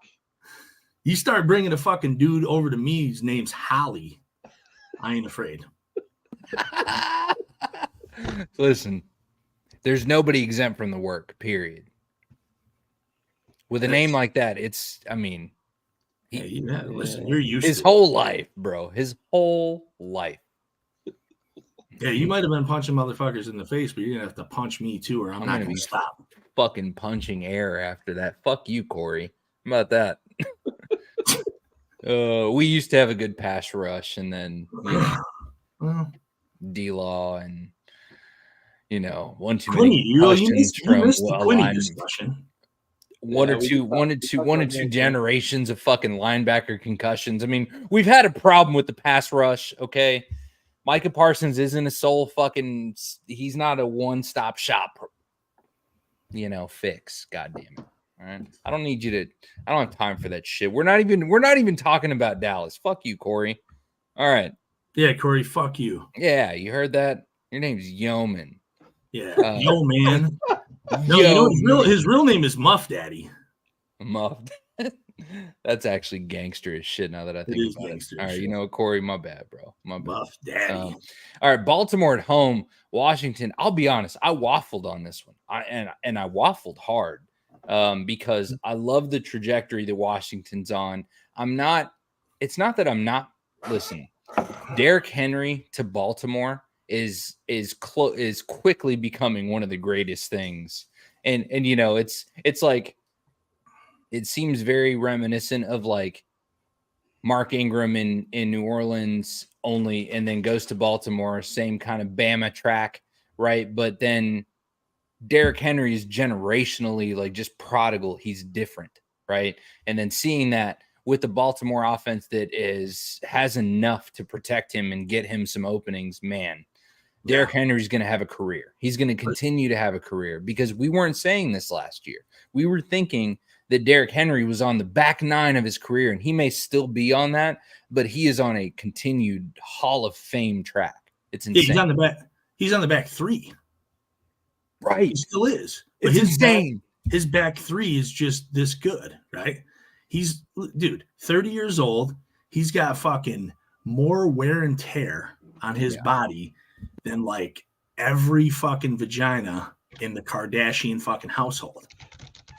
Like, and that extends to the Jenners, and we're even talking Caitlyn, son. So they added a pussy in that family, and Henry still has more miles. Now you're okay. Take your hands off your face. It's fine, bro. Derrick Henry. And you should have waffled on this, because Washington's earned that, right? Maybe the schedule hasn't been crazy. This is a 4-1 fucking team in a division where I think most people probably had them 3, right? Definitely better than the Giants. Definitely worse than Philly and Dallas. But all of a sudden they're not. Big test. This is a good test, right? Gary, this is the test you need. Yeah, Lions had the same test last year against the same team. It didn't go very well. No. I wish you luck. This is the I believe game. If we find a way to win this game and we look the way we've looked all year, I probably will be 2 feet in instead of 1 foot in, 1 foot waiting for the other shoe to drop. I worry about this game though, because this is the game that Robert Griffin III got hurt. Haloti Ngata blew him up, but I already talked about at the beginning of this show that 2 different people, right? So we're going to survive this weekend. My biggest thing is I don't expect to win this game. It's on the road in Baltimore. If we had them at home, maybe there's a little something there. I want to be competitive. This is the I believe game. If we look good against Baltimore, even if we don't win, then I'll be over the hump, right? And why I meant to ask you earlier, why do you think people compare RG3 and Jaden Daniels? They're black. I said it before I could do the hand thing, dude. It's fine. Sorry. Well, there's one reason and one reason only. Like they are very different people. They're very different quarterbacks. They're very different players. One's coachable. One was a piece of shit. They run differently. They throw differently. One's more accurate than there's nothing about them that's similar except for the fact that they're black. Yeah, you got to compare the right guys. Oh, if you really want to say they won a Heisman, but no, you got to compare the right players, right? So like if the skill sets there, like I often am like Lamar Jackson in, like Dak Prescott, same skill set.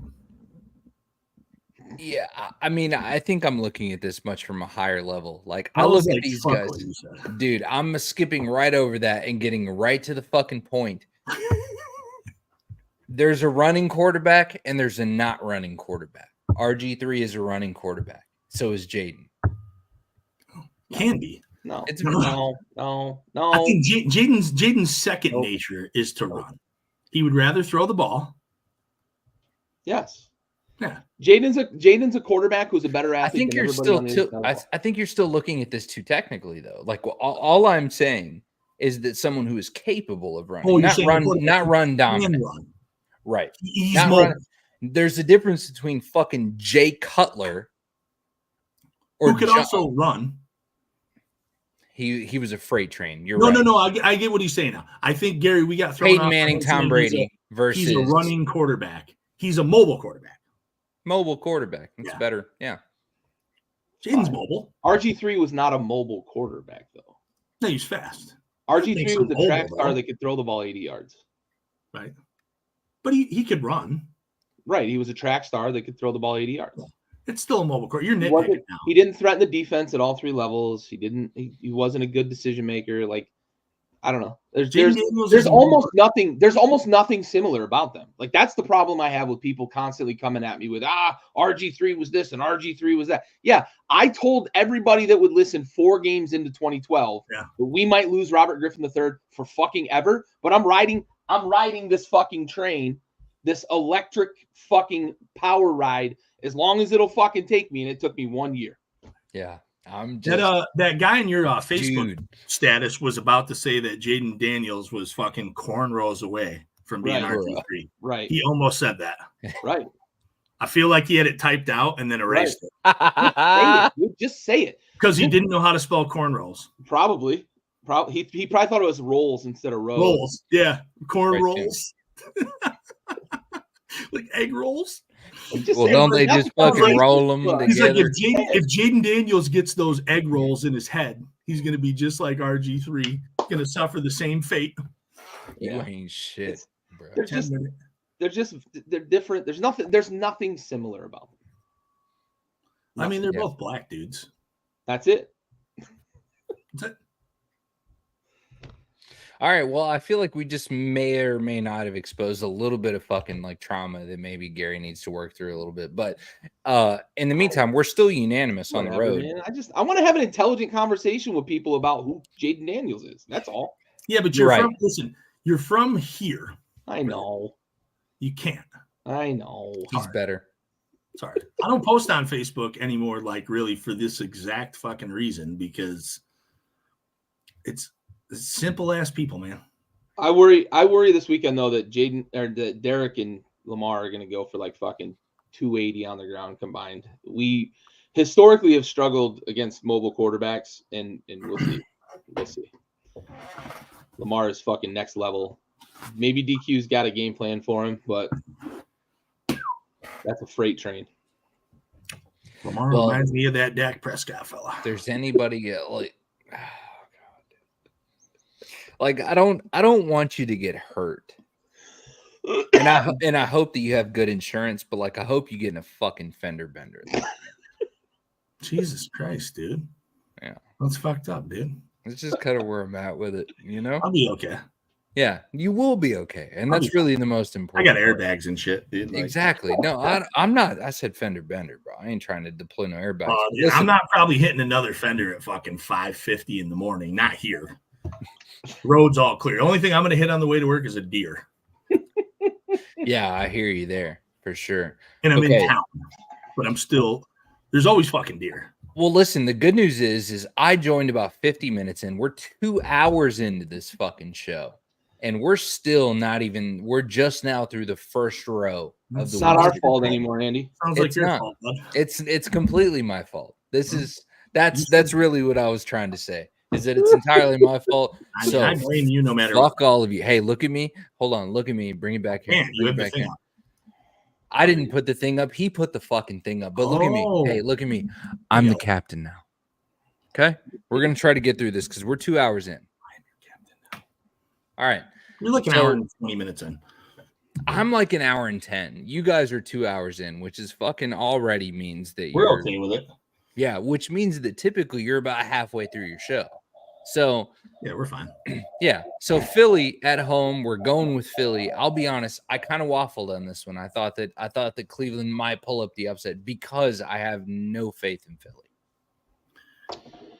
Speaking of that, real quick, because I don't really have anything for this game, so I'll let Gary go. But that's the biggest spread of the week. 9 to Philly. It's a big one too. Yeah, there's nothing really like Atlanta gets 6, Green Bay gets 5, Houston 7, Eagles are 9. That's by far. There's a lot of 2s and 3s this week. Philly If you told me that Deshaun Watson was not playing in this game and Crab Legs was going to start for the Browns, you could convince me that the Cleveland Browns might upset Philly.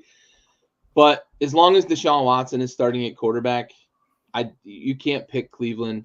As much as I don't trust Philadelphia right now, I trust Cleveland even less. This is the kind of game Cleveland can win, though, because as much as Philly's offense has struggled, and we don't know about Smith. We don't know about Smith or AJ Brown this week. We still don't. If this is another 15 to 12 game, I think that favors the Browns, especially at home. But yeah, 9 points. Vegas knows something. Yeah. Isn't that crazy that the spread here is 9 points and no one here can make this a lock? AJ's playing. You can't make this a lock. Vegas must know that AJ's playing. He's got to be playing. He's got to be playing. Because Hurts's numbers are significantly better. He's a different quarterback with AJ Brown. It's 180 degrees. Right. Yeah, it's wild. Exactly. So now we're on to my island. This is my island pick of the week. So riding the same type of momentum, understanding the difficulty and schedule of the teams that we're talking about here. Arizona has had arguably one of the more difficult schedules in the NFL. Absolutely. 100%, right? So in the meantime, we have the Packers, who have only beat the Rams, the Titans, and the Colts. They lost to the Vikings and the Eagles, who are probably the only 2 teams out of that we would give a try to be a contender of any kind. And the Eagles are really barely that, right? And so they're kind of an anomaly there. But the only good team that they've played really is the Vikings, and they lost to them. So I like where you're going with this. So for me, I feel like that's actually my lock is that fucking Arizona is going to win. Really? Yeah. I think Arizona is going to beat the fucking Packers, and I think they're going to beat them in Lambeau. Listen, I like Tyler. I like he does. If he shaved his head, for sure it'd be there. I like the logic behind the pick because it's mildly racist too, but we'll let that go. I was gonna say earlier that when we were talking about the Cards, I think they're the type of team who can, lose to the Titans. Yeah. But then they can go beat the Chiefs. Yep. They're good enough to win games. They have enough talent on the roster. If Kyler Murray plays really well, Connors plays really well, they can beat teams. They can beat Green Bay. because they're not even close to the toughest team. No, and I mean at home they're not even close to the toughest team they've beat this year. I picked Green Bay because I think they're the better team. But listen, I'm with you. I think the Cardinals can spoil some people's days. Yeah, I'm not crazy. This isn't a fucking Hail Mary. No, it's not. This was a nip tuck pick. I think Arizona's going to be feisty. I look at what Jordan Love looked like last week. He looks like he's back. The knee isn't bothering him as much. And I trust Matt LaFleur to be able to scheme it up. I watched the Commanders' offense dice up this Arizona defense a bit. And I think Green Bay can probably do some similar things.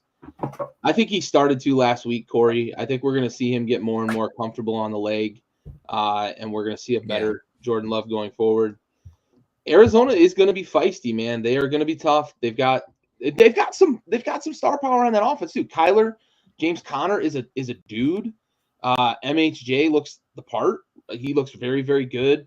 They're getting back Trey McBride this week, so he's going to play, and he's one of the better receiving tight ends in the league. They've got some options, and it's Marquez, however it's pronounced, but Wilson. They seem to have some chemistry there, him and Kyler. So they've got some firepower on offense that they're going to be able to score with some teams. They're feisty. I just think that Green Bay is the better team, and they're at home. So I went with Green Bay at home. That's my big difference maker. For sure. I'm just not shocked if they lose to anyone. I'm not surprised. If they beat anyone, I'm also not surprised. Same. I agree. That's where they land. Absolutely.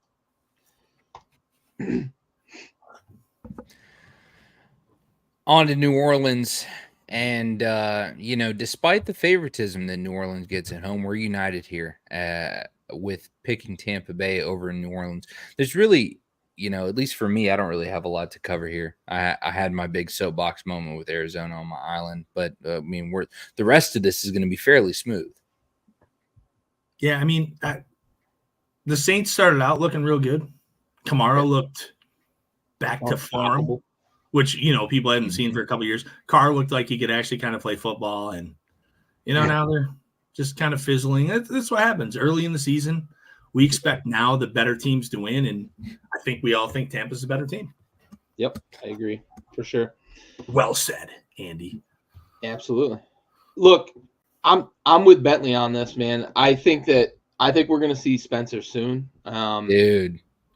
By week I think I said by week 10 or 8 or 9, I stand by that. I think in the next month, I think we're going to lose Dennis Allen, and I think they're going to start looking to the future, and they're going to try to see if they've got something with Rattler.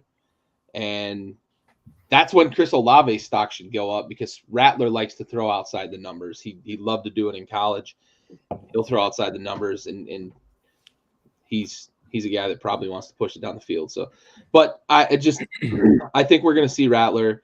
We know Jake Haener is not the future of that franchise. I know why Jake Haener was active this weekend and Rattler wasn't, and that's been true for the last couple of weeks. He's the guy that you can probably say, if we really needed someone in a pinch to just hold down the fort, Jake Haener's probably the guy. But once the season is lost, which I think it's going to be very soon for New Orleans, Spencer Rattler is the guy that you look at and say, this is the guy who is built, who's athletic, who's got an NFL arm. He's the guy that if anybody is going to be the future of this franchise at the quarterback position, it's him.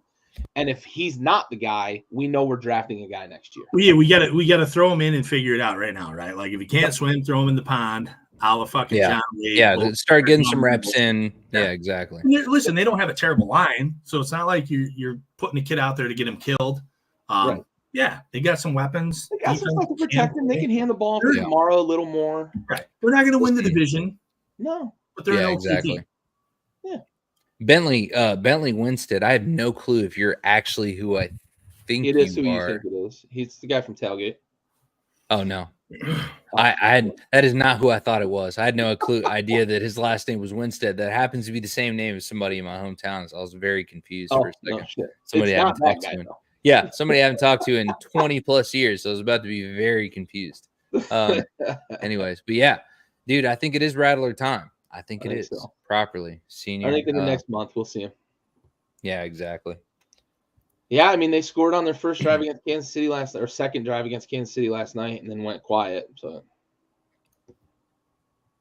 Yep, exactly. Indy against Tennessee at home. We're unanimous against Tennessee here. Well, Levis is back. Yeah. Well, I mean, listen, Tennessee actually looked like they might have had some fight in them early. Yeah.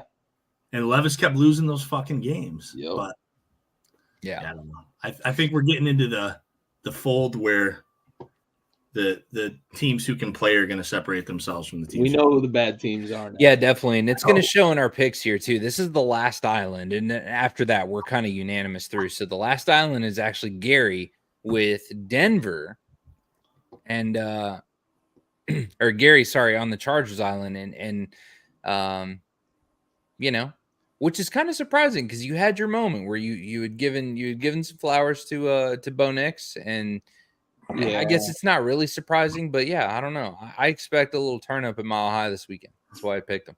Yeah, the one bugaboo for the Broncos defense is they've been gashed with the run at times, and we know how the Chargers ran the ball to start the season. I think they're going to continue to do that. Dobbins could have a big game here. You could see Gus Edwards compliment him with a pretty good game. And I don't know that Denver's going to score the way they did this past weekend against a defense that feels like they've kind of given up. So the Chargers feel like they're in the hunt for the division. They feel like they've gotten off to a better start than maybe people expected. They're going to have something to play for here. I just think they're going to be able to run the ball as well against Denver. And Herbert's not going to turn the ball over like Minshew did. So give me the Chargers. It's probably going to be a nice competitive nip-tuck game, maybe a field goal game, but give me the Chargers on the road. Yeah, I just don't think either team is very good. I'm going to go with the defense. I think Denver provides that, and they're at home. Yeah, that's fair. Yeah, pretty much same for me. And on to Pittsburgh on the road in Vegas, and we're united here. Pittsburgh down the line for the three of us. I never feel good about picking Pittsburgh. I just don't feel good about picking them. Yeah. If you can stream a defense this week, pick Pittsburgh against Aiden O'Connell because he's probably going to turn the ball over 3 times, and Minshew will be in the game late trying to sling it around. This is an ugly situation for the Raiders. They're in a bad spot. Yeah. But I'm with you. I agree. Like the confidence level on this is like 60%. Yeah, my faith is in Mike Tomlin. Really. I just have a bit more faith this year in Pittsburgh because I think Fields can do things on offense where last year Pickett couldn't. Yeah. But like, is it going to be Fields? That's the other thing too. If you told me Russ was starting this game, I might go the other way. This is where I fall on the Colts too. Like 100%. The culture, a different pick for me, whether Richardson or Flacco's playing. You know, I don't know. Yep. All right.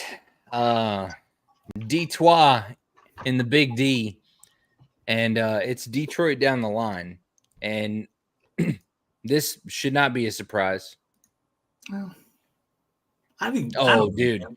Some of the sickest uniforms, period. Those are nuts, right? Why don't they just fucking wear them all the time? Just make it their permanent uniform. It's been like 12 years since we had a black jersey out there because they used to have the black alternate, not with those helmets. And then not with the pants either. The pants are still silver. So, but the black jerseys were always hard. That fucking blue helmet though. No, dude. With the black pants, holy just like shit, sets it off. Like wear that shit all the time. This is the revenge game for me. You know, going back to Dallas for God knows why. We got to play there 2 years in a row. Dallas doesn't look like the team this year that they looked like last year. And I think I picked Detroit last year. That's a good question. Is Pittsburgh? No, I don't know. I think they're a mediocre team, like dead middle. Yeah. But yeah, I got to go Lions. I think if they stick to the plan, they run the ball. Dallas has not been good against the run. Detroit is really good at setting up the run and then protecting Jared Goff through play action. Parsons, Lawrence, these other guys being out. The defense is susceptible. Go to Jerry Land. Let's get this win. Let's correct last season because he reported.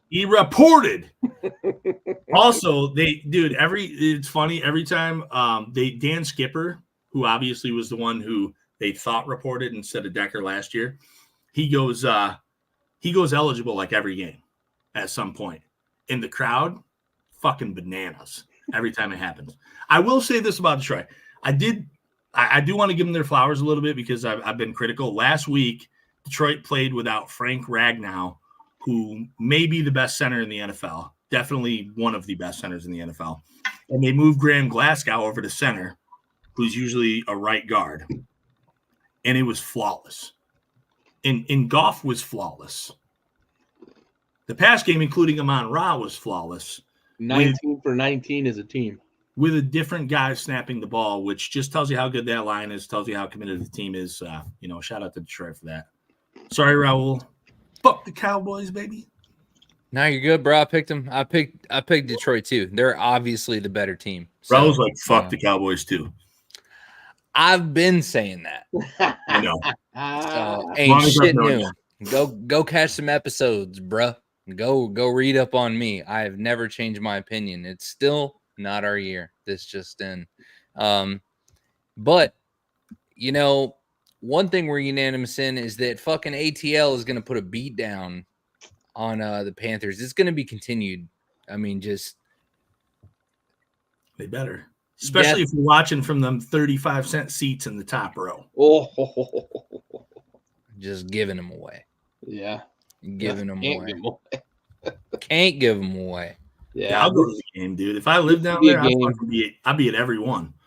This should be a game. If you play daily fantasy, you should be stacking those Falcons. Yeah. This one's only Kyle Pitts because he's fucking doo-doo. It's only 6. Yeah. That's a weird line. After we saw this last week. The Bears beat them by 20. And they got the extra rest. Like, why is it not 15? I would alternate line that probably 13.5. Make it 30. That's a disservice, yeah, for sure. That's an absolute disservice to the Falcons. But that's always the continued narrative is that the Falcons aren't good. The thing people haven't been good. Oftentimes we've talked about that on this show. Vegas doesn't set lines where they think the actual game is going to be either. They set lines where they think they're going to be able to make money. Right. Betting. Yeah. So they're probably thinking people are going to, I don't know, bet on the Panthers, I guess. If they dangle that 6 there, get some bets on the Panthers. Yeah, maybe. What? Too much for too low. They gave up a lot of draft picks. Ricky Williams. Yeah, but Ricky Williams was good. Good. There's the huge difference. Yeah, he was also as advertised. Yeah. I mean, he disappeared on the league for a couple years, but he went Dave Chappelle on everybody. When he played, he was good. He was awesome. Yeah, he was awesome when he played. Bryce Young is smoke weed every day. And maybe Bryce Young in a different fucking universe where he's on a team that could do something. Yeah. Maybe he has a chance, but like college football just like continued. Circumstances brutal. Listen, if you get him into a team though, like maybe if he goes to the Texans, dude, what NFL team is going to be successful with a fucking 4'7" quarterback aside from the Arizona Cardinals? I'm just saying. I'm not saying he'd be great. I'm not saying he'd be worthy of the pick. I'm just saying in a different set of like that. Carolina's fucking. Yeah, but I'm saying you need to be paired with a coach like fucking Kingsbury or you need to be you need to be with a college coach. You're not. I mean, let's be realistic. Kyler is much better than Bryce Young. Much more mobile. Well, he's seasoned for sure. He looks like a little fucking kid out there running around with the ball up here. Dude, he fucking does. It's fucking hilarious to watch him run. I don't think Bryce has that. Also, I think Bryce is kind of mentally fucking mush. Yeah. Yeah. I think he's kind of a nice, soft dude. The kind of dude you want to take your daughter to prom. Because you'd be like, have her home at 10. And he's like, I'll have her home at 9:55, sir. And then he shows up at 9:50. That's who he is, man. Fair enough. Oh, my bad. All right, so Cincinnati on the road to New York. We're unanimous, Cincinnati. I mean, this is going to be a revenge game, I think, for them. Just bounce back. They're going to fucking take out their absolute. They're going to impose their will on the New York Giants. Is what. The more I think about this, the more I think it's a fucking trap. I think it's going to be a shootout, man. This could be like a. Is this like the Baltimore game, 41-38, dude. Like Neighbors is going to be back for the Giants. The Bengals can't stop a nosebleed on defense. But I also think that Burrow and company are going to put up a bunch of points against the Giants. I could see this being in the 60s at a minimum. I worry about the pass rush. You worry about Thibodeau and company? Thibodeau. Listen, Tom's nephew. He's been a good player. He was the guy I wanted. Yeah. I mean, obviously, I'm more happy with Hutch. Sure. But like, mean dude. I'm a little worried. I think this could be a trap game. Could be. It absolutely could be. And this is another one that, again, just because of Dayball and his magic. Even though, how the fuck am I talking about trap game with a 1-4 team being the team getting trapped? But yeah, that's true. I digress. It is the fucking Bengals, dude. Exactly. Who knows? It's the Bengals and it's the Giants. There's some kind of like dark magic with them. Who knows? We're still giving Cincinnati credit when they're 1-4. Exactly. That's also true too. That is 100% true. So, final game of the week. Buffalo on the road in New York. This is going to be another one. Monday Night Football, and we are unanimous. Buffalo taking the win against the Jets, against the Aaron Rodgers Jets. Yeah, what do you think, Andy? This is another one that just fucking started sparking in my head a little bit. Remember the fucking primetime game last year? The disaster? I don't think it's going to be the same. 13-12 or whatever it was. Yeah, 13-12, and both. Yeah, real fucking barn burner, wasn't it? Both should have been docked at least 15 points for that showing. Yeah, no, I mean the Bills are the better team. It's the divisional game; they're on the road, but yeah. There's one thing I worry about with this game, if because of the Buffalo pick, and it's the bump that teams seem to get after they fire a head coach. It's a weird thing that happens. That could be the trap in this. Buffalo is the superior team.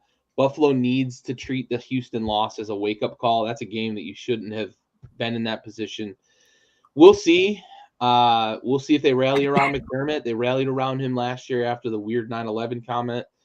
I don't know. We'll see. But I do worry about the bump that NFL teams tend to get when they fire a coach. It's a weird phenomenon, but it's real. Especially in a divisional game. Yeah. On the road. And you're home. Right, that's in Jersey. Buffalo's on the road, yeah. Yeah, it's in Jersey. Yep. Prime time, weird shit. There's a lot of weird factors. Potential upset alert. There are some things in the forecast that lead us to believe that there could be an upset there in MetLife. Be weird. Well, I think that about puts a ribbon on it, boys. We're 2 hours, almost 2.5 hours into this goddamn show. Yeah, love it. Yeah, well, yeah, that's a continued. We talked about that, right? Like three seconds is generous. Yeah, I think 3 seconds is real generous. That's a lot for him. He's already running out of that fucking pocket after like 2 Mississippi, maybe. Yeah. I mean, listen, fix your fucking line. Gets to the first line of S's in Mississippi and 2, and it's just a wrap. It's their own fault, man. They got nobody else to blame. Yeah, it's tough. Well, hopefully a new head coach will point him in the right direction. Who knows? Well, last final comments.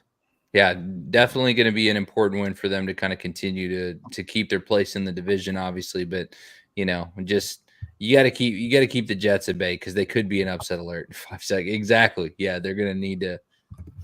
Well, this is the one, too, though, because I think this is the week where afterwards we kind of get into some territory that Buffalo is going to be facing some teams, right? Is this the week?